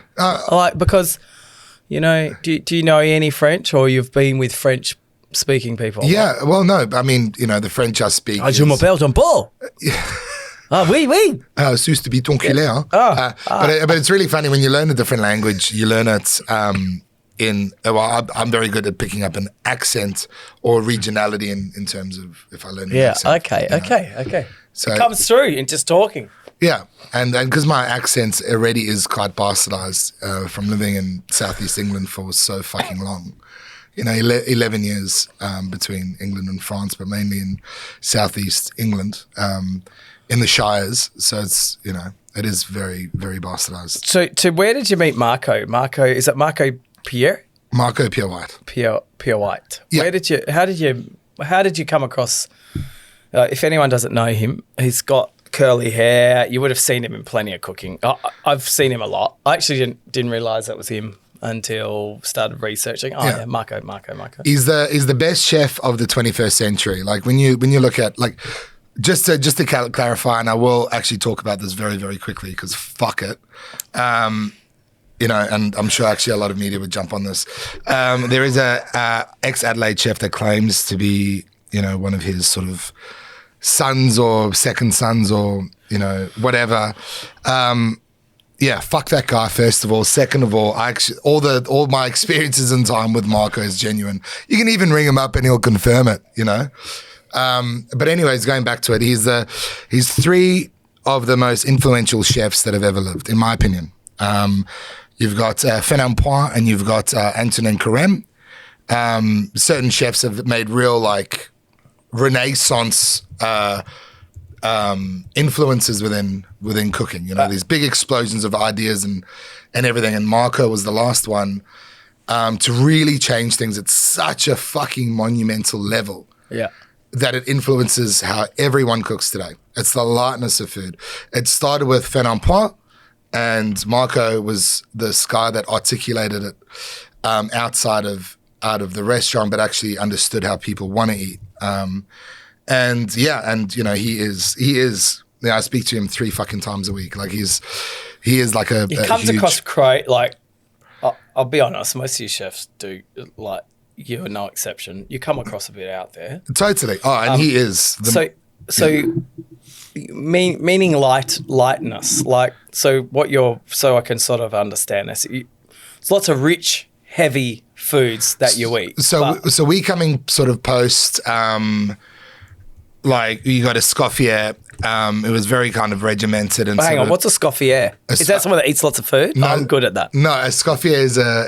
It's not like a. He's the guy that he was the executive chef of the Savoy during the sort of early 1900s. He's the guy that invented the regimentation of kitchens and the hierarchy of such. Like, so you've got head chef, sous chef, chef de partie, demi chef. Got it. So he actually did that. But when I talk about the lightness of cooking, right? So food was very rich, very heavy, but, you know, and fucked around with, you know, because this is the kind of hangover of a Scoffier. And you had chefs like, especially in the UK, you had the Roux brothers, you had Bernard Lazeau in France, like doing shit like, you know, like carrot fucking roses and, you know, heavy demi-glace, very reductive jus, loads of butter and everything, you know? Yeah. Just to give you an example. So that's a bit of the problem when you start talking about what food comes out. You cook at home, you know exactly what you've done. Yeah. You go to a restaurant. Yeah, I know there's massive processes, but, you know, but when you look at just flavor, let's take 2 things. You take a jus that I'm sure you and your listeners or whatever know what a jus is, you know. But from a restaurant perspective, it's that real Vegemite, really dark sauce that, you know. And what does it taste of? Tastes of fucking who knows. It tastes of like Vegemite and carrot, you know, like it doesn't taste of anything. What Marco did was, okay, instead of cooking a jus for 48 hours, I'm going to do a chicken jus. I'm going to boil the stock for 20 minutes. I'm gonna get everything at a peak level of flavor. Okay. Instead of adding butter to mount a sauce, I'm going to use a touch of single cream.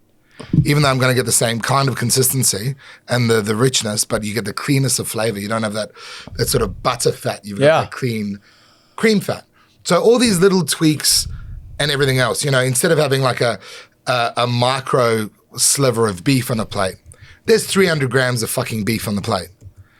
You know what I mean? And that was such a brave thing in those days. In fact, you can look at any one of his cookbooks that were, you know, like even say White Heat that was written in sort of 1984 or 5. It's timeless food. If I gave you any one of those dishes and gave it to you right now, you'd be like, fuck, that's sick. Is that White Heat? White Heat. It's, White Heat.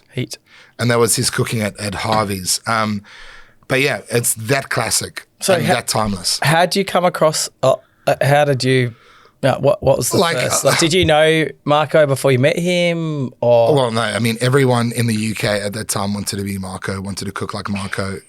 You know, the food was heavily influenced by Marco. Yeah. Marco influenced my career back in the day because I wanted to work in the restaurants that he worked at. You know? Okay. So he's finishing school I say finishing school, was my finishing school. He worked at a place called Le Manoir's 4 Saisons under Raymond Blanc. I did the same. You know, and it's one of the world's toughest kitchens. Absolutely one of the world's toughest kitchens. But you do that because you want to be the best. You want to be like Marco. You want to be the SAS of kitchen teams. And because his influence was so felt around the world. And also, people fucking hated him. He was the youngest chef ever to earn 3 Michelin stars. Ever. Still to this day. The youngest chef. And cooking the best French food of the day. And he had never been to France. So what does that tell you, especially in the old days of Michelin? Like, who the hell is this guy? Yeah, so that would be hard to comprehend. That'd be like someone coming to Adelaide, setting up a supermarket, and going rogue on their own. I don't think you could do it.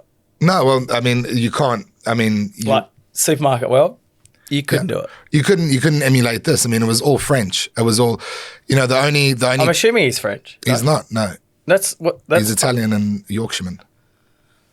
Crazy. So I almost can't believe it. It's hard to believe. So this is what was going on in the UK. Yeah, this was before my time, and you know, chefs like Nicolas Dennis and Pierre Kaufman, and you know, guys that he had worked for, the Roux brothers, Raymond Blanc. Like this was that scene, and then you had this. They're all French. They're all French chefs. Yeah.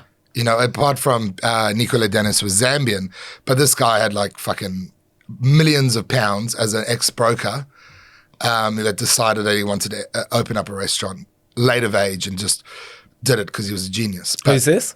Nicolas Dennis. Yeah. But everyone else was French and established and widely traveled, whereas Marco was this kid who came up through the ranks that all of a sudden got the youngest chef in the world to get 2 stars. And then went to Hyde Park at the Oak Room and got 3 stars. So his influence was so profound in cooking that, you know, it's still cooking today. So let's face it, this guy is the absolute GOAT. He is the GOAT. And I don't say that very lightly. Yeah, because but he is. One thing's for sure, you don't leave things under the carpet. Absolutely. And that's amazing. It's really good to hear from another side of the fence as well. So you start working with him? No, never worked for Marco. Never worked. So you just use him as a mentor, someone you can bet. Do you ever bounce? Like, do you ring him and go, or do you send a text or something? Because let's face it, he doesn't text. No, he doesn't know how to use text messaging. No. So it's like a call going, hey, I'm thinking I've done this. It's really fucking good. What do you? Our relationship kind of started in the UK. And it's a bit weird, actually. Near that strip joint. Near the strip joint, yeah, exactly. No, it was a bit weird. So the 2 people that really looked after him was Heston's parents, Heston Blumenthal from the Fat Duck, Stephen and Celia Blumenthal. And they really, sorry. No, it's just a bit heavier here, what we're going to. They really looked after him. After, while Heston was working at Le Manoir, Marco kind of saved Heston's fucking life in that kitchen because it is brutal. And Heston resigned, and at that time Marco was like needed a place to stay, and the parents said, please, you know, there's Heston Blumenthal of that Fat Duck, you know, his parents saying, please come in and we'll look after you. You know, well, not look after you, but you'll have a place to stay with us forever type thing. Heston's parents did the same to me. Wow. Stephen Blumenthal, very big boy, South African. Really? Yep. South African. What's the chances of that shit? And I used to cook for them twice a week. In fact, I would be the only one that cooked Celia's fish because she didn't trust it from any other chef because she liked it seared and then served blue.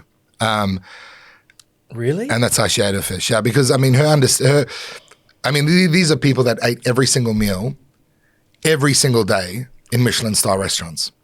Yeah. That's why Heston his food knowledge is as such. It's not like he trained in the kitchen, but he only knows this because he was a gourmand from the earliest age. they only ate in Michelin Star restaurants. So he had eaten everywhere and known everything. In fact, he used to bring back sketchbooks of, before fucking Instagram and shit, actually going, well, here's a copy of the menu and here's a drawing of the dish that I had. And him and Marco would sit and that's how Marco knew what chefs were doing.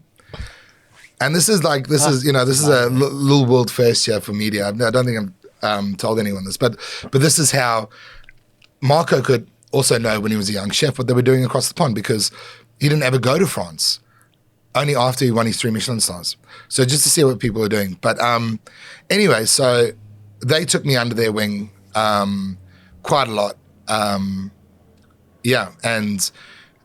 me and when Marco actually came to Adelaide and we hadn't spoken in years, and it was just like, fuck, sorry for being dickheads that we haven't, spoken and now, like, that was what, 6 years ago, and we speak 3 times a week. And he wrote a very crazy forward. He's never written a forward in a book before, but he wrote one for mine, and it's which one, Avcola? Yeah. And is this a good opportunity? Sure. Just, hey, Avcola. It's probably sold out in every bookstore.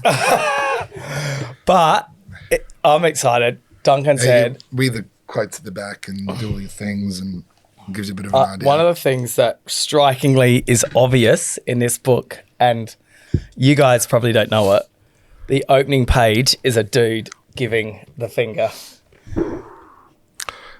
Yeah, you know what's great about that? Is that is Italian wedding ice sculpture in Adelaide. There's actually a thing, and they're so cheap.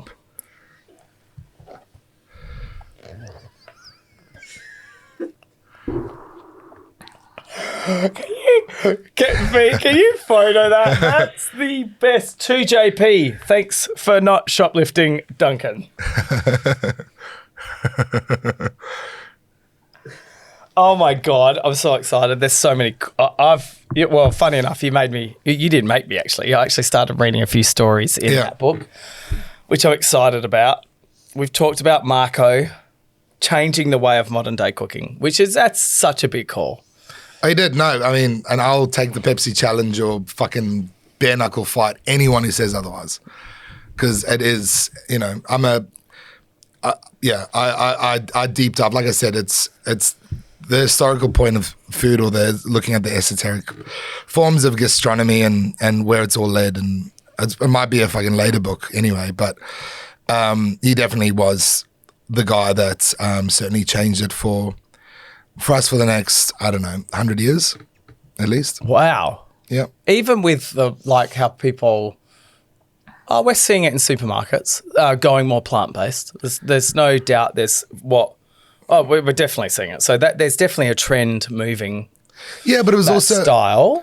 Or a bit light. When you say light, that's the part that I picked up on, the lighter. It's the lightness of food. So people aren't eating these real, like, you ever watch Monty Python and the Meaning of Life? Yeah. And the guy just, eats and explodes, because that's what the food used to be like. It used to be so rich and, like, just give you gout just by looking at it. And, where he took all these processes and just thought, like, what is digestible? And just existentially, what that actually means when you look at sort of high gastronomy, like, that's insane. That's great. It's also the emphasis on the eater, not the dish, and not this wank. It's like, how do you enjoy this? What is it doing to your palate? How are we doing all little things very well, instead of we want to make this grand thing? It's like, what about those little things on each dish? And it's all about produce. Let's get the best produce, because Mother Nature does all the work. This is one of Marco's, famous quotes. Mother Nature has done all the work. And that's a big thing. Like, when we talk about paddock to plate and blah, blah, blah, Marco is one of the guys that really, I don't want to say he invented that, but when you look at what the general English person was eating during the 1980s and what was available in supermarkets or fruit and veg grocers, it was fucking diabolical. For a British chef to then go, well, I'm now the greatest chef that's ever lived. What does that do for a society or a community? And what do the fruit and veg guys do? And what do the fishmongers do and the butchers? They're like, well, if this guy's the trendiest thing on the fucking planet, we've got to lift our game. So it really reverts back to then how people eat at home, but through supermarkets, for instance. Yeah. Like it really makes such a difference. I keep saying supermarkets are the face. You're the forefront. For everything that happens. And, everyone has to eat. Sometimes it's more than usual. When someone comes into your restaurant, how do you want them to feel when they leave? Well, way better than when they walked in. And this is the biggest thing. It's like we look at everything from, sort of all the acids, the digestibility, serving dignified portions. I know really good when people say, what the fuck's a dignified portion? It's like when you go to a shitty Italian restaurant and you order a bowl of pasta and there's this huge mess of a plate. Because what they lack in quality, they'll make up in quantity, and it's just this glug of crap. And that is what we want. That is an undignified serving in an undignified restaurant. Yeah. And what we want to do is like, actually, you can smash all the things, have all the wines, and leave ready to go fucking to the pub or knock-ons, Not like I need to go home and die. Have as much tea as I can to digest this shit. Exactly. Or, just a cheeky strategic vom. Like all these things, Hashtag strategic vom. Strategic. And hashtag done before, depending on the heaviness of the wine. Just saying. I was recently at Appalachia in the Barossa. Yeah, and I was very impressed. Yeah, were you? Cool. I can tell that look. No. I know the chef there. No. That's really great. That's good. I'm really glad to hear that. Beautiful portions came out, and I was like, oh, gonna get McDonald's. In my head, I didn't say this out loud. Yeah. And I was like, I need more food. But by the end, was perfect. Good. Went back to my room. We had some beautiful bottles of wine. Didn't do the wine tasting, but I thought the food that came out was sensational. That's awesome. I was really excited because it's been around for a long time, 2006. Yeah, Mark McNamara used to be the chef there. And the food quality was really good. So I'm glad, and that's fantastic, especially in the regions. Dignified portions. And the last time I had a very special experience like that, I'd say in the regionals, was at the Cube. Oh, fuck. Oh, no. I've got no notes on not to say. No, I'm only joking. The Cube's gone, but it was special. Yeah. And it was maybe the people, like we had some guests from America that were being shown off some of the food there, and they were looking to invest in South Australia. So it was a great place to take them. Did they invest in the end? Yeah, they did. Oh, they did? Yeah. Okay, good. Yeah, and it was Mad March, I think. Or is it March? Was that Mad March? Yeah, so they were like, fuck, we don't even see this in San Francisco. But it was cool. And I was like, okay, that's pretty cool. But I think the dignified portions, I think everyone kind of forgets that's what it is, because I've been lucky enough to go to Kentucky Derby and got taken to a few places, and the dishes that come out are like, the meals are fucking huge. And yeah, it's almost every morning I was running because I was trying to work off the night before, and I was training harder because I knew what was coming. But I couldn't do that every day. And in living in America, it's nothing against America or Americans, but the dishes were fucking huge, ongoing. And I was like, you can see why they're fucking overweight. Totally. But you can see why Australia is trying to chase them down. Well, this is the shit thing. Like I've always said, and even cooking in the States and doing all that stuff, like I think America does two things really well within the food scene. They do trash better than anyone else on the planet. Deep fried barbecue. Like fucking bring it on. Burgers, hot dogs, just the lower demographic and the highest demographic, they do the best. Yep. There's no middle ground. Where Australia exceeds is that middle ground. Yeah. That's where the country shines. I think Australia, is center of the food world because of that. Because it's people have more disposable incomes. They eat in more restaurants than anyone else in the world because we're not just going to a diner or whatever. But America, because of the lack of disposable income, have to be inventive in their trash food, and that's why the trash food is is fucking mind-blowing. But the problem with that is that you're using shitty ingredients. You're having to make do with other ingredients, and it's not a place that you don't want to be eating there every day. It's good to go and go, shit, I've had this crazy experience with food. This fucking burger or this, like we got a Shake Shack or, In-N-Out or all those places. But imagine having that on your doorstep is like, it'll kill you. It'll kill you. Like you'd eat that, fuck. Because it's easy, huh? Like I'm not saying I'm an ambassador. It kills McDonald's. Like, have you ever had a McDonald's in the States? No. It fucking sucks. It's like a bread line. It's the worst. Hang on. Let's watch like what we say Coin about. Spot. Let's watch. There's nothing wrong with CoinSpot. What's it called? Coin? Nah, CoinSpot's a good cryptocurrency site. But McDonald's, it serves a place. But in America, it doesn't. Okay, because they're lost. It's trash. It's like proper trash in the States. No. There's actual YouTube videos of Americans reacting to. Hey! We haven't talked to you once yet. No, but Is he allowed a point of view? Yeah, And we're not talking about Macca's Australia. So Oh, okay. All right. You're allowed to talk. I'm just saying that. Yeah, my definitely ex-girlfriend's a CEO. Her brother's a CEO. Okay. So let's not talk about Macca's Australia. McDonald's Yes. have amazingly moved with the times. Amazing. As a It depends on the country. I can only really talk about Australia because it's probably where it has the most use. But I remember a flight. I'm getting sick of telling this. Can you guys remember? No. Okay. So we're on a flight going from somewhere to somewhere. It was in America. All these American guys were somehow In America. Americans. Yeah. Fuck. So you can imagine what's going on. And we went from McDonald's. That was pretty good. That's a New York accent, actually. No. Not Bulgarian. No. That was So we went definitely from McDonald's and I can tell you something, John Paul. That's almost possible. But I can tell you something, that McDonald's in 10 years' time, if we're going to be selling something, and that something is going to be something. And it was really profound.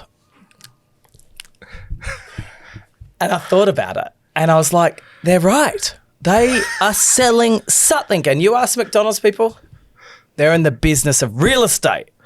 Totally, yeah. Not fucking selling burgers, but he was right. They are selling something, and they've evolved very rapidly.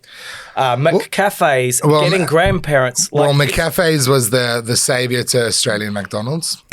Yes, 100%. In a very big way. Because you look at the grandparents. I've been to McDonald's a few times. this week. Huh? Shut up. But I like the business. The business model has a time and a place. You know what you're getting. Look, I am all for fresh food. Don't get me wrong, but it's very clever. Very clever. No, totally. I've got no I don't hate on McDonald's at all. It is a clever system. It's a clever delivery. However, like I said, American McDonald's sucks dick. It's the worst. Have you had White Castle in America? Yeah, fuck yeah. It's the steam patties. It's the broiler steam patties. Which David Chang has just tried to redo now at the coming Palazzo. home from the Kentucky Derby. Just Kentucky Derby, yep. And hey, just got Incest. Got the Coin smart. got the trifecta because Incest. got the trifecta on because they changed, like it changed, so we didn't get it at the track, but then there was a appeal and we got the trifecta group. So this is pretty important. So anyway, on the way home, yes, go to White Castle. I've never been to White Castle.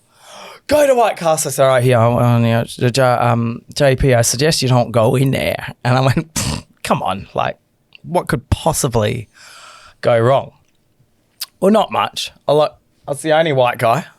Walked in, and and I was like, they're looking at me like, and I had someone go, you lost? And I'm like, and I was like, are you serious, man? I said, no, White Castle, watched on TV. And then they quickly picked up, he's not from around here. So the people started getting up out of their tables. This is 12 o'clock at night. People started getting up from their tables and offering me the food off the White Castle menu. If only... If only that happened at In-N-Out. It doesn't. The dudes all got up and they're coming up to me. They go, these are they have the waffle fries. Yeah, and the square buns. They were all presenting to me all the signature dishes. And I was like, this is fucking cool. But maybe if I wasn't Australian, I would have went down. No. I mean, I've been pretty... They love the Aussie accent. They were like, you never been to White Castle? I've been pretty fucking stoned walking into White Castle. Yeah, you're definitely from around here. I was like, ugh. Yeah. But all right, that's a fast food forward. All right. Come on, let's get out of the fast food. So, your style of cooking? A sous vide. Sous vide? No. Sous vide? No, it's like not with proteins. Ooh, okay. Sous vide is good for some stuff. You're doing sort of like vegetable compressions. You got idiots doing fish in sous vide or like miqui cooking. Like, don't get me wrong. I've done it at the best restaurants in the world. That was their fucking shtick.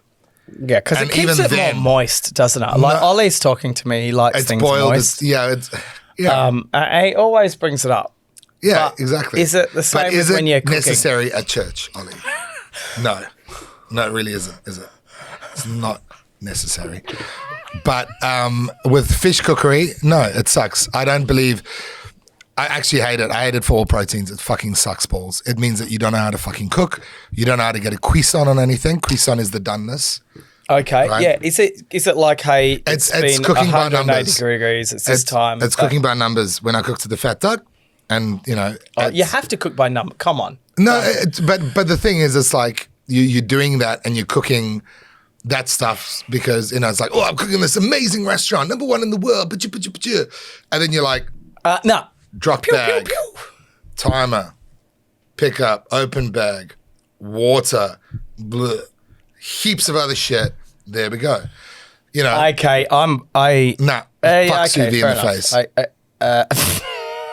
Hashtag quotes. Smack sous vide in the face. All right. You did the Bistro Dom. Yeah. You ran that? Did you run that or not? Yeah, I was chef there. I ran it, for the owner. How was that? Was that exciting?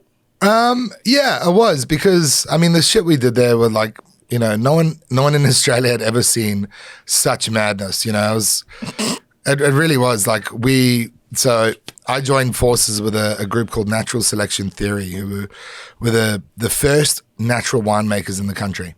So James. Wow, really? Yep. James Erskine. This is cool. Yeah. Actually, and we did the first natural wine fucking dinner ×3 in the country. No one had ever done it. Like, you had Anton von Klopper, Lucy Margot, James Erskine Yalma, you had Diddy, Tom Shobrook, Shobrook Wines, and that, and Sam Hughes, good news Sam Hughes, rest in peace. That was the crew, and then myself as the chef. And then their acolytes, their underlings, their stagiaires, the people that were doing sort of work experience now, Alex Shulkin, Other Right, Tim Weber, Manon, Gareth Belton, Gentlefolk. Like, the community was incredible. Like, everyone was just putting out booze for the first time. And I'm the chef guy. I'm cooking. I'm the food element to the wine. So how old were you here? Why the fuck? So why 28. the fuck did you come back to Australia? Because it's fucking freedom, the best. And why? Is there any Which is particular a juxtaposition. Any thing like Adelaide? Like no, because you just worked out, you got the map, best produce in the planet. Adelaide. Totally. No, I actually, my assistant restaurant manager was a Munta girl, and I met her in London. She's just from Munta. Munta? Munta. Fucking Don't Munta. you have a Drake's in Munta? Yeah, I've been to Munta. We got a He's Drake's never been in there. Munta. He does not care about the people of Munta. I've been Munta He's people. never heard of it before. Munta people, I've been there many times. I've stayed at Wallaroo as well. Whoa. In the marina, and I've been to Munta. Well, she grew up in Munta. And, who's she? Who's this? Baby mama, Catherine Hazel, my wife. Your wife? Yeah. This Yep. is amazing. Yep. And Moonta, now anyone that is listening to this from around the world, Moonta's like, if you've watched Mad Max, a scene could be done at Moonta. Exactly. Not in the main street though, because it's big, especially when that pie floater goes down the main street for the Cornish Pie Festival. Festival, like especially when that happens. But other than that, it's like a scene from Mad Max. It's pretty regional, and It's in the Iron Triangle. and this is the thing. When you think I'm coming from fucking like Michelin Star, tunnel vision, blah, whatever, then coming to Australia and Adelaide and South Australia for the very first time, I'm just like, I don't want to be cooking anywhere else. Yeah. Well, so you must have thought, what the fuck, straight away. But what did you No, see? I was just like, You saw the holy produce? shit. You saw, yeah, okay. The city is close to the beach and winemakers and growers.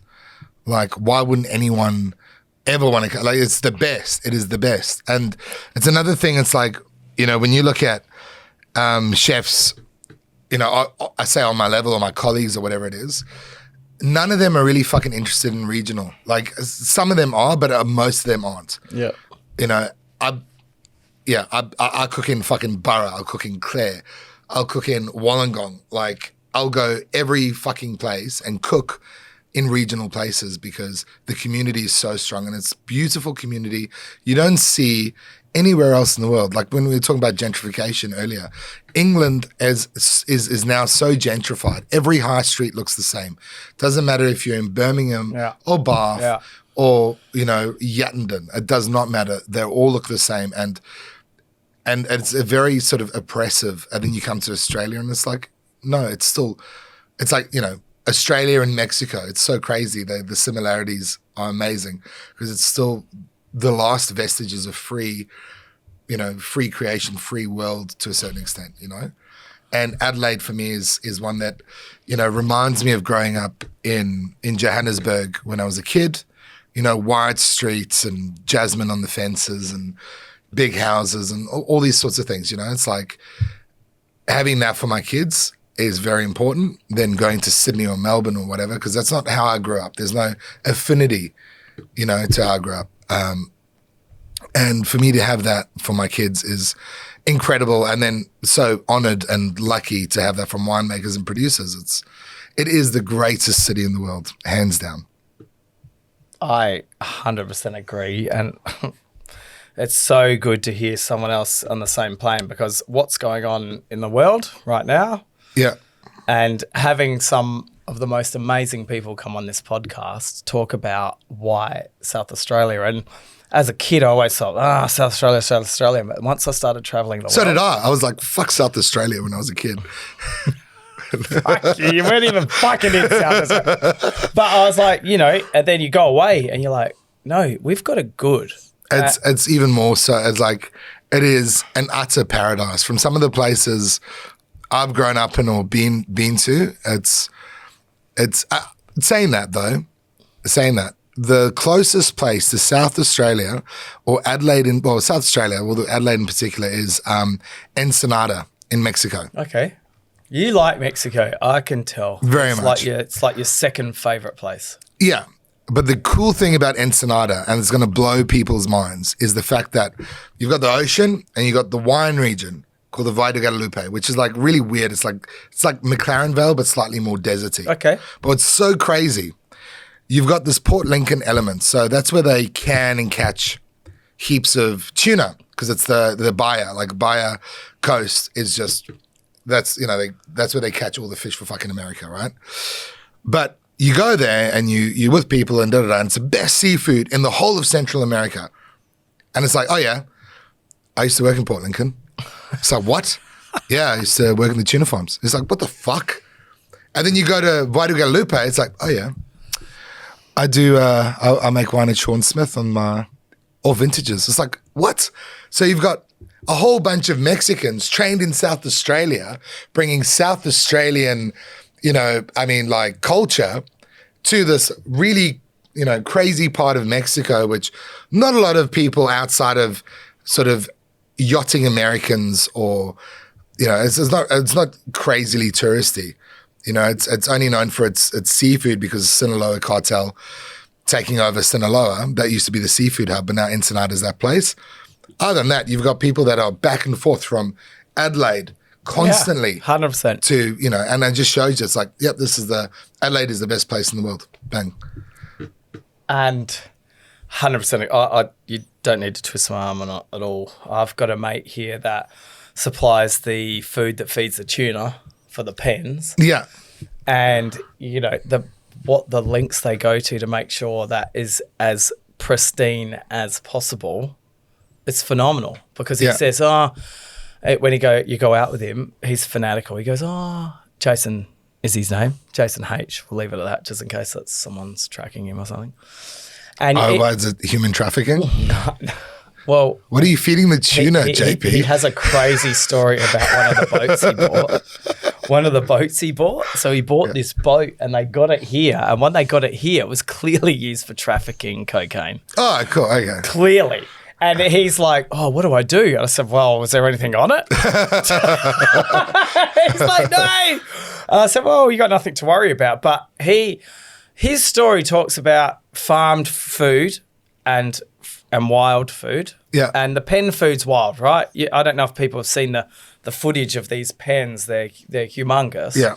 And when someone says, farmed whatever, he goes, they get this, it's looking disgusting, then they flush the water and that's how the flesh isn't, and he really opened my eyes about what fresh food's all about, what wild caught's all about, what actually the things that South Australia can provide here.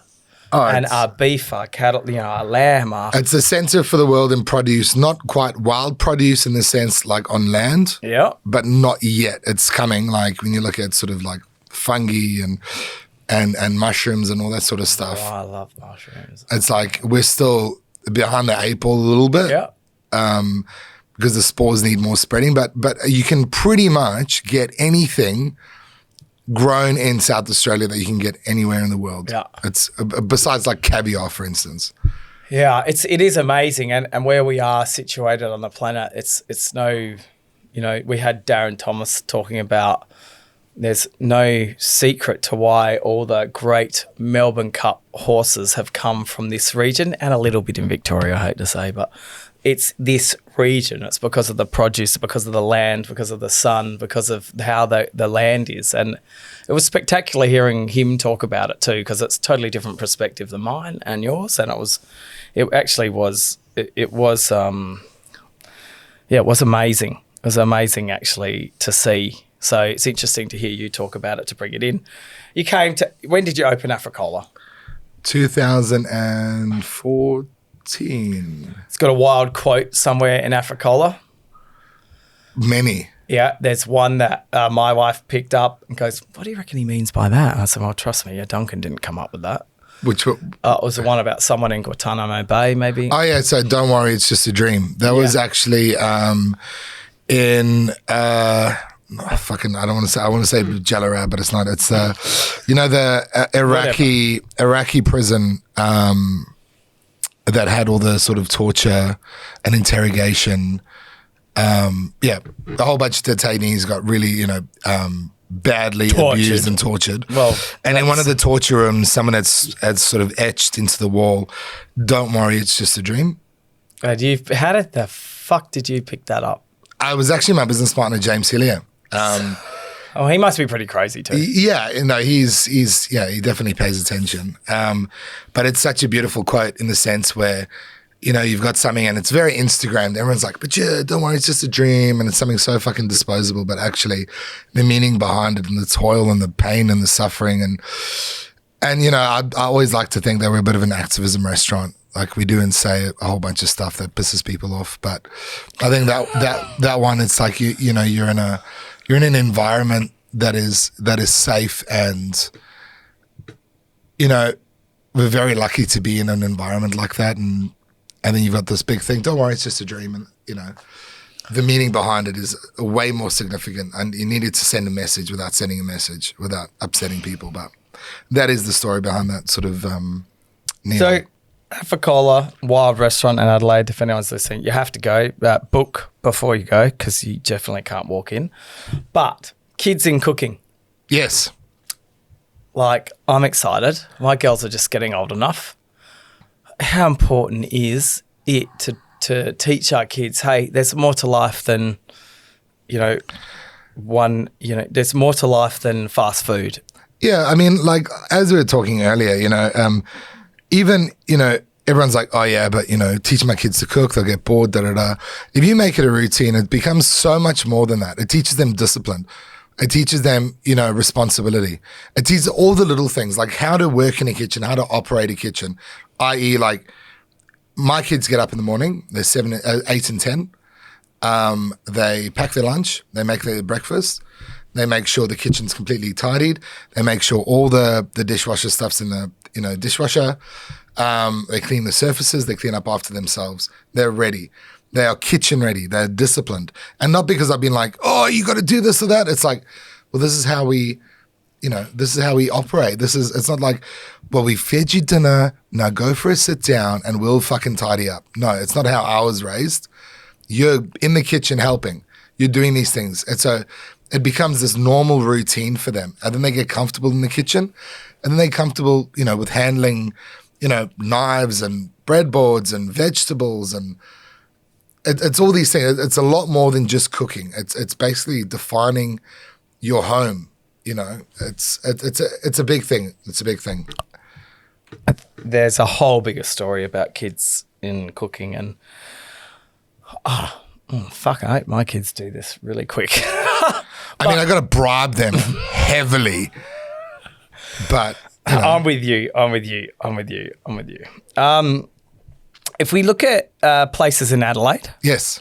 What are restaurants that you like to go to? Region Thai, North Adelaide, best Thai food in the state. It might be a slight hyperbole, but I reckon it actually is. Oh. Meze Mazi in Prospect is fucking fantastic Greek food. It really is. That is. Yeah, it is amazing Greek food. I like to deep dive. I mean, I like, like Little Wolf or McGill Estate and blah, blah, blah. But Little Wolf's pretty good. Yeah, it's good. Yeah. It's really good. But I like to deep dive. I like to, go to sort of Arndale, any place that's known for a dish like Brokeback Mountain? No, Broken Rice at Viet Hoa is fucking sick. These are the underground legendary dishes that nobody speaks of. And in fact, I'm probably going to get a lot of hate for even mentioning it because they, people are going to feel betrayed that I've thrown it out. Hey, I'm covering you here. Like, you can't fucking name everyone. It's simple as that. No, but these are the places like Adelaide is a lot broader for food than what you read in the advertiser on broadsheet. Even more so. Have you been to Kamwa? Did I say Kamwa? Kamwa on some road. Where? David, yeah, it's amazing. My mate took me there. Can I talk you through a dish? Yeah. No, you haven't been there. Yeah, it's amazing. So one of the dishes is some deep fried thing. Oh, yeah, cool. And you cut it, they give you scissors and you cut it. You dip it in a bowl and in the bowl is a flat dim sim, but flat steamed. And you cut the dim sim and you dip it. It's like a red, it's not vinegar at all, but it's a Vietnamese inspired. Fuck, I'm slurring myself. Sauce. Very inspired.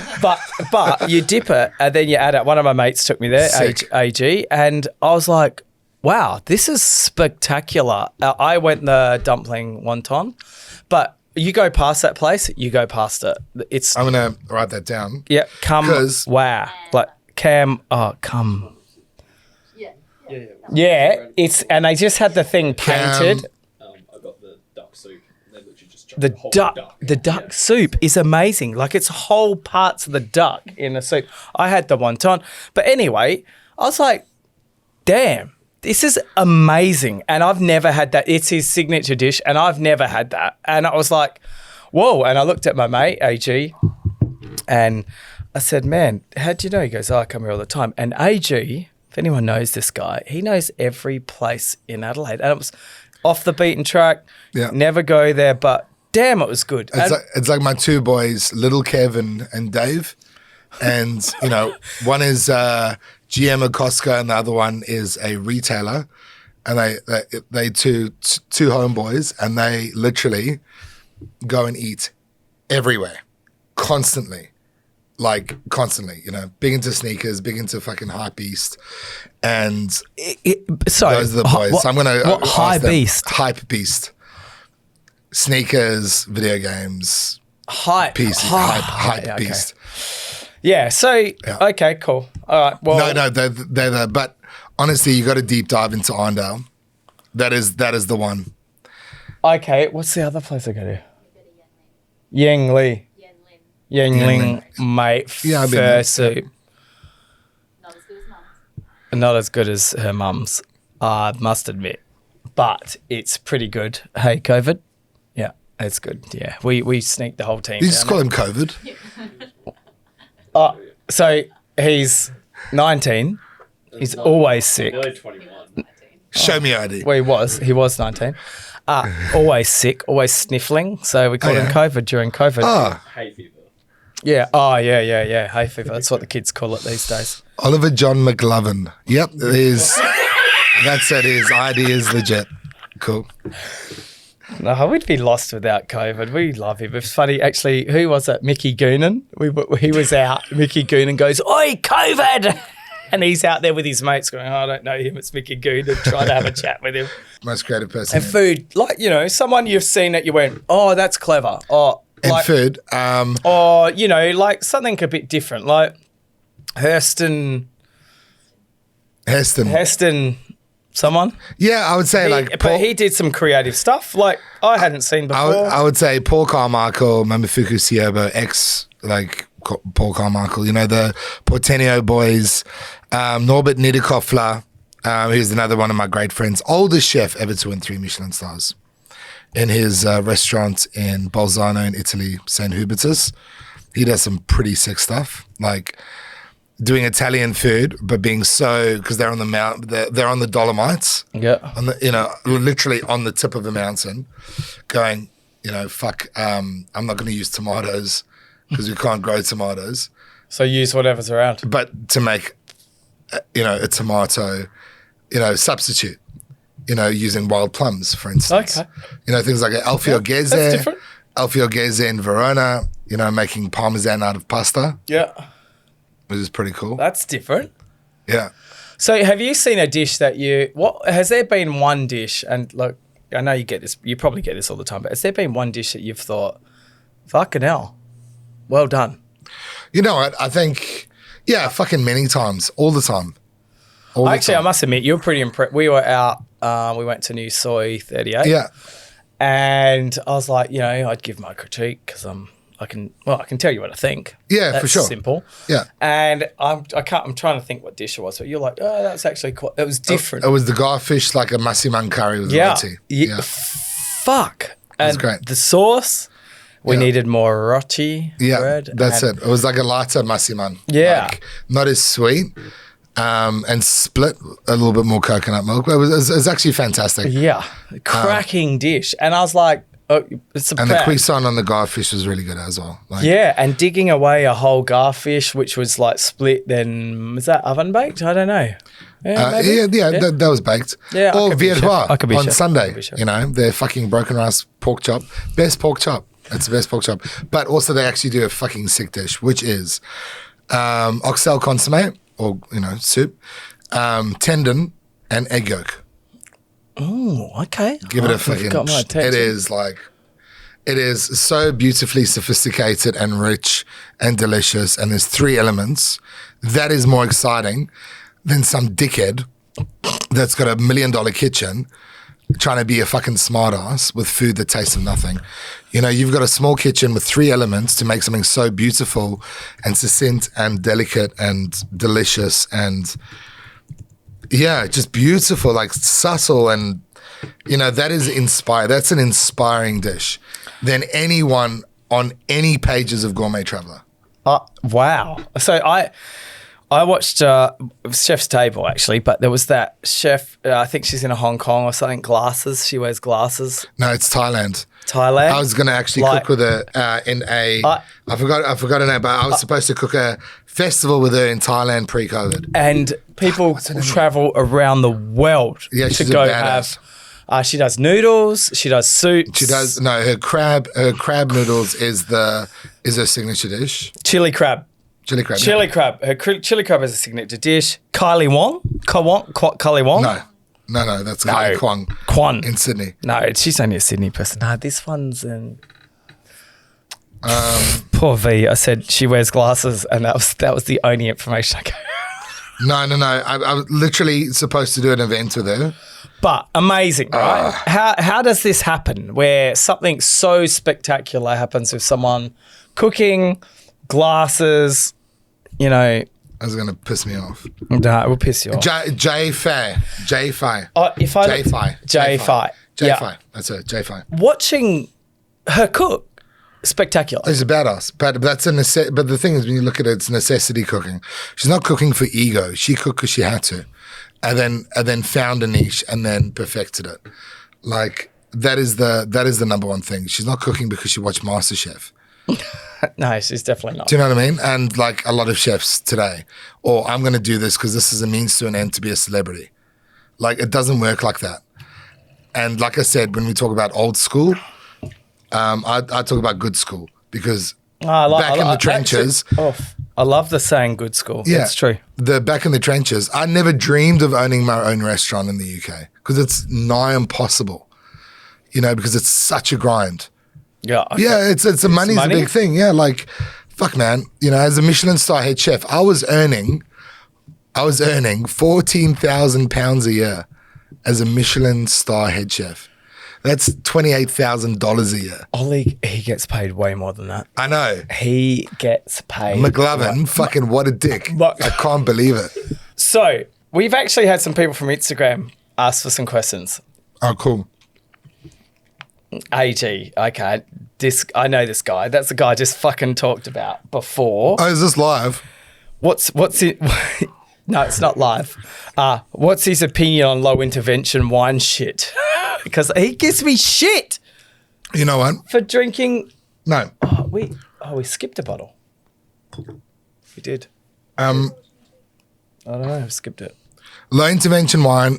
Look, if it's a clean vessel, if it's well made and good grapes, that's cool. Like we should film it. Can we film it? No, fucking film it to him and give him shit about it. It's my friend here. He's going to listen to the podcast. Yeah, he does. He doesn't need any dick pics. He's had enough of those. Ollie, what are you getting edgy about? What do you got on tonight? Ollie, what do you got? What are you edgy about? I can tell. I know when he's edgy. Something's going on in his mind. Nothing. Hey, let's look at the last meme he sent us and let's see what's going on in his mind. All right, You do not want to see the last meme I sent. He was trying to discuss his opinion. No, let's look at the last meme Ollie sent as an indication of what's going through his mind. I don't think that's an unfair thing to do. You just interrupted Duncan. No, it's fine. Oh, wait, is it the one where I want to see the cry for help. from the floor? No, it's the the Robin Hood one. Is it the Robin Hood one? What is it? You're going old school. You obviously don't surf Reddit. He's mate, dude. They wouldn't understand anything. Mate, No, that's true. He says That's true. the craziest No, I can see things, that. Duncan. He says the craziest things, and I'm open. I'm all for it. Okay. Right, low intervention wines. Yes. I'm a that's big question. believer in low intervention wines as long as you've got insurance, and that's called PMS. That is sulfur. No, like the thing is, Who's got PMS? no, it's called PMS. Like, I make a bit of wine, and I make a bit of wine with. Do you? Fuck Do you? yeah, Really? I do. I have done We can collab on this. since step on some grapes. 2012, 2011. Every vintage, every year. Okay. But you know what? Like, if it's a clean vessel, if it's good grapes, if it's a good winemaker, you don't have to add much to it, like food, and it can be a sick wine. When you get people that try to dodge it, that buy shit fruit, don't wash their barrels out correctly, and then pass that off as, no sulfur or minimal intervention. Yeah, it has to And have it's dog sulfur, shit. doesn't it? Everything And it's has to got have sulfur. Brettanomyces or high VA, like, fuck, dude. It doesn't even, who cares about either thing, right? If it's delicious, we drink it. And that is my thing. If it's delicious, we drink it. Even though we've been, even in documentaries, like, I had a documentary company come to me, like, we're doing a thing on natural wines in Australia because you are the forefront. I'm like, am I? I'll put delicious shit on my menu. I'll put Penfolds on because I love their fucking Quintana, Chardonnay, whatever it is. I do not care as long as I can sell it and it's cool. Yeah. And I love drinking it. Very cool. And that's the AG again. He has actually. I think he's doing this on purpose now because I've seen plenty of questions from him. I've never given them to the guest. AG, his eggplant with grated Parmesan cheese on top is the best thing on his menu. Oh, thanks. No, it's actually salted ricotta. See, AG, and people go on about that. I've given that recipe away to so many people. It's actually in my cookbook. Buy the cookbook, and then you can attempt to make it and fail miserably because the recipe's probably wrong. So, be my guest. Oh my God. Michael Mojo, how does he discover his love for food and what gave him the courage to go after it? I could almost say, just listen to this. Yeah, poverty. I love it. That's perfect. Westside Mushies. So I don't know if you deal with Adam from Westside Mushies. I think maybe once or twice. He's just started, been in business 9 months. Oh, no. He's amazing. He came here, Westside Mushies. He produces he's got a Blue Elm mushy. He's got some sick. He's got some really cool mushies. He's in the West Side. Are you happy with your current mushy stitch? So I'm just posting this as well. That is so funny because that's him trying to hit you up. He hit me up. Go for it. Bring your things. Okay. No, I'm not. He does lion's mane as well. So good for the brain. It's yeah. Look, I mean, we do the things. What we want is we used to even grow our own fucking mushrooms. We pick a lot. I'm happy with a consistent product that I can take heaps of volume. That's what he's got. He actually has. Hit me up. Oh, I'm excited because I really love what he does. I love it. And we pay our bills.com. We got Spastic 07. How many toes do you have? Is this? Well, between the webbing or 10. I don't know. Okay, so normal? Yeah. That's bizarre. Well, I mean. Hey, why? And I got a demo here. Do you rate the Red Rock Deli Chef series? That is interesting because the Red Rock Deli series, you should. I've done it. Nah. Yeah, I have. When? For PepsiCo. Yeah, no, 2 years ago. Yeah, I did a big campaign for them. Hang on. This is blowing your mind. I know. I rate chips. Yeah. I know they paid me a lot of money. I don't rate their chips, but they paid me a lot of money. Did you come up with a dish, like a chip? No, I came up with a dish to use the chips. Actually, 3 dishes. I then cooked it at a special event. So, if this, I'm sorry, if this is a chip that I don't approve of, there's trouble. So I don't know. I got given the chip. I'm a big, I'm against new chip flavors. Come on. What do you mean? I just had a beef brisket. What do we have? What is it? Just another. It could be anything that's beef related.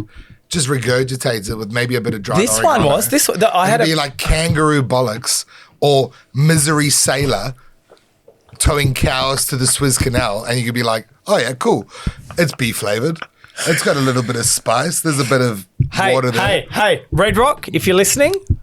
Duncan, I've done my contract with you guys. You paid. It's over.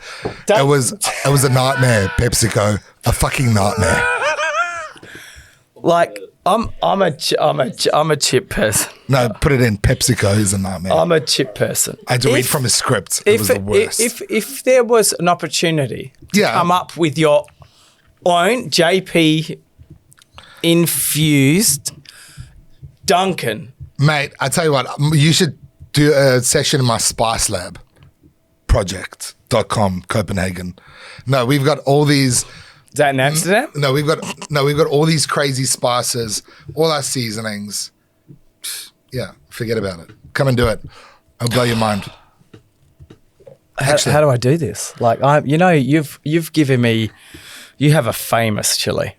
Yeah, the fire sauce and Pumalanga fire. It is actually been on the table. It's been in Kanye's fridge, Katy Perry's, Mark Patton.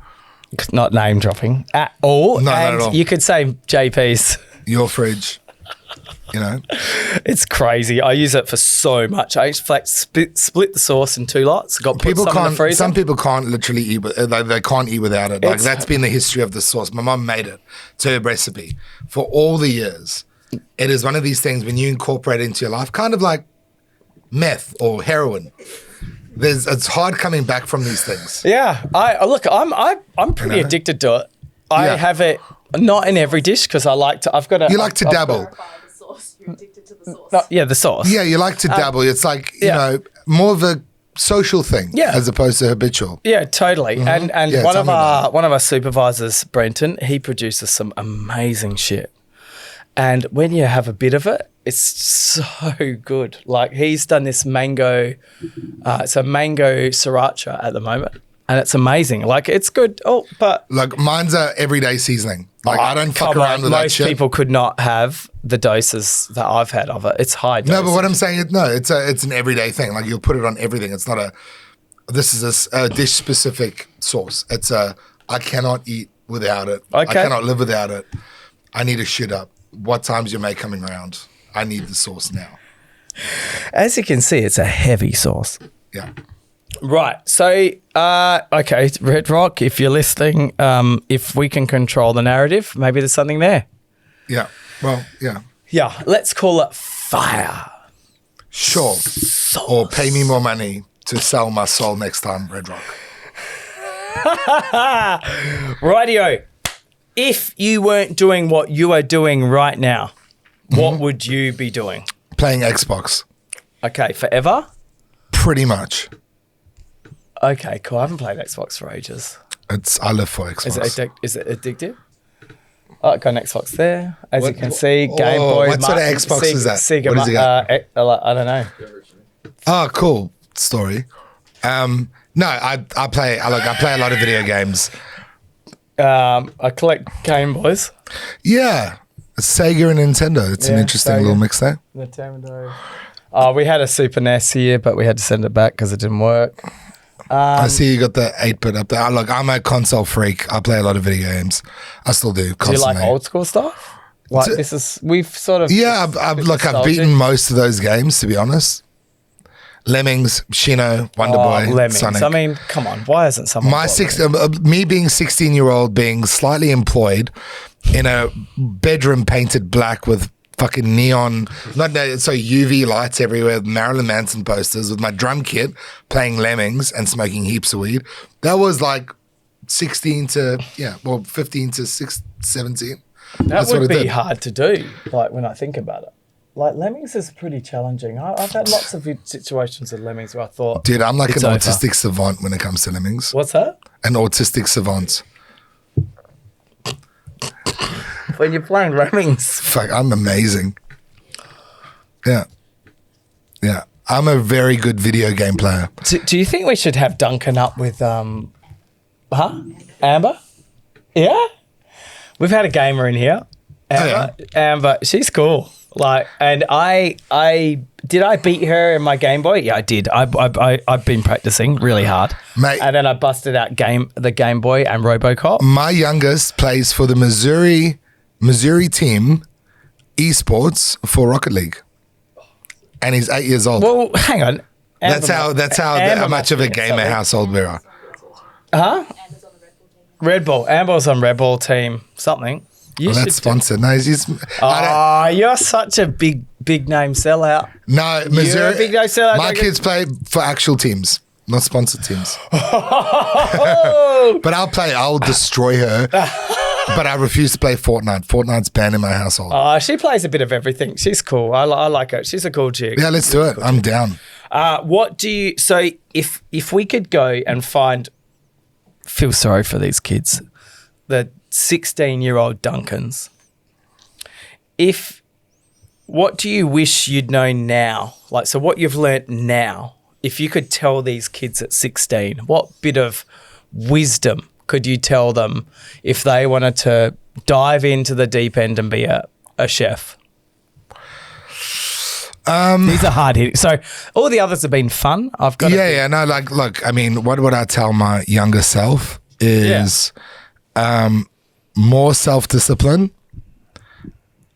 Oh, no, fuck it. No, just, you know what? Don't change a thing. Just fucking go for it. Who cares? So good. Such good You know? advice. I'm happy for that. Actually, no. Be everywhere. Do everything. Fuck everyone in the world. Do something that matters. There you That's go. it. I mean, it pretty much covers everything. That's it. Yeah. If there was one thing that you could do that would have an impact, if there was one thing that you could do that would have an impact on the world, what would that one thing be? And it can be anything. It could be like, world peace. I'm already doing it. Make sure. What is it?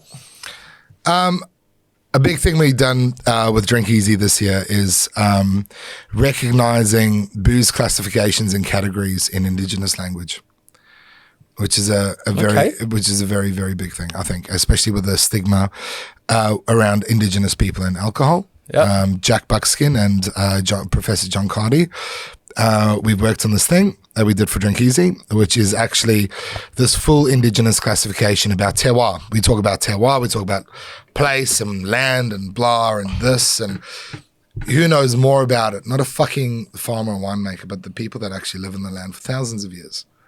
Yep. And to classify rosé or champagne or red wine or white wine or Riesling or Chardonnay and all these, you know, little things that can be classified and actually spoken about and articulated by Indigenous culture, and with Ghana language in particular, because they're the first people in the world to fucking do it. That's what we did 2 weeks ago. I think that's a really cool thing. It's a really cool souvenir to leave behind if I die. Okay. That's awesome. And I think it's very important as well. So Yeah. so much to learn there too. Let's face it. Massively. Like Indigenous world is, I mean, you know, yeah, like fuck, as a white South African, being told I couldn't go into community, being invited into community, and then being adopted by community, you know, like in East Arnhem Land and working with the Yolngu and living and cooking and learning with the Yolngu. It's like fucking, you know, when you're like a crazy segue, like, you know, I was on Banu or Bremer Island, which is an island that's like 6K by 6K, just an hour outside of Yirkala in East Arnhem Land. So like Nhulunbuy Gove, Yirkala, Bremer Island. And the guy that adopted me was a guy called Amoje. Amoje means snake pit. And he never left the island. He was 26 years old, never left the island. And he was the primary carer of hunter and gatherer for Lak and Bakumumu, who are the matriarch and patriarch on the island, right? And it was just us on the island, and we're living off the island. You know, I've got quite a bit of. What, you're there? Yeah, and it's just us, and I've got a bit of fauna and flora knowledge, and he's mangroves and, you know, pig hunting and making your duckies and all this stuff and all this stuff, and we're just living off the land because the land's so plentiful and it's so amazing, and fucking we're the savages because we use currency because you can live off Australian land. But anyways, sitting on this fucking dune, right, this sand dune, and on either side of us are, you know, you got the Coral Sea and you got the Pacific Ocean, and we're sitting on the sand dune and we're looking up to the stars, and it's just like a connecting moment. And then he asked why the seasons are stretching out longer or seasons are disappearing, right? You're the 6 seasons of Indigenous people. I think you got to be this person to explain to him about climate change for the very first time. Wow. Never. Yeah. Wow. What a fucking shit moment. You know what I mean? Can you imagine explaining to someone who has lived and breathed on the land with no outside connection at all to what's going on in the world to explain pollution and climate change to someone who notices it when this particular flower Doesn't blooms, grow. that's when the fat stingray are. But there's less and less they didn't come this season. Why is that? Fuck, man, it's a fucking trip. Like, So whereabouts? What area is this? this is East Arnhem Land. This is NT, That's right hand great. side, That is- Coral Sea. so without knowing obviously what you know, but he's like going, yeah, something's happening. Never left the island in his entire life. An island, as I said, populated by 8 people, 6 Ks by 6 Ks, never left it. Hunter-gatherer. And you're sitting on a sand dune going, fuck, dude. You must have felt like a bad How do you guy. explain that to an adult? How do you explain that to someone that is so progressive in other ways, but there's no internet, there is no cell phone, there's no Google, there's no nothing. It's just noticed by the seasons changing or a particular flower blooming that something isn't right, and how fucking dumb we are, because this is someone who's like, this we cherish, we nurture, the Mother Earth, because we feed off of it. Yeah. And the timings just aren't working out. Do you know why? It's like, have you seen this documentary about Al Gore? Do you know what I mean? It's a fucked thing to actually, and that was one of the things, like, it was harrowing and beautiful at the same time. Yeah, it's crazy, and you're very fortunate to be in that position as well. There is one question we ask everyone, and it's the most hard-hitting question we have on the podcast. I actually Am I DTF? Yes, I'm down to forage. Okay. If you died and came back as a board game, what board game Cards Against Humanity. Next question. would best describe your life? Cards Against Humanity. Why? Because it's random and it's funny and it's brutal and completely offensive, but also possible because it's funny. Such a great quit. But you've answered that. You've nailed that. I'm happy with that. Have we had Cards Against Humanity? No. Nah. Who? Which motherfucker did that? No. It's interesting. We've had a whole lot. Duncan, it's been a pleasure. Thanks, dude. I dare say this is the longest podcast we've had. Thank you for the Fritz. Without being out of control, we've eaten that Fritz face in half. We've eaten the smile because I'm a nihilist. The smile's I want not him there. to watch me eat everything else around him. Well, it definitely did that. I don't think this will be the last time we speak, but it's been a pleasure. Great hearing your knowledge on food and how much it means to you. And that's, obviously it means to me being in the supermarket game, but talking about someone that delivers each and every component that people get to eat. And if you're fortunate enough to be living in Adelaide, to make sure you go to Africola or anywhere Duncan is involved with. It's pretty crazy, and I'm sure there's going to be many crazy stories to come. Thanks, dude. I appreciate that. You!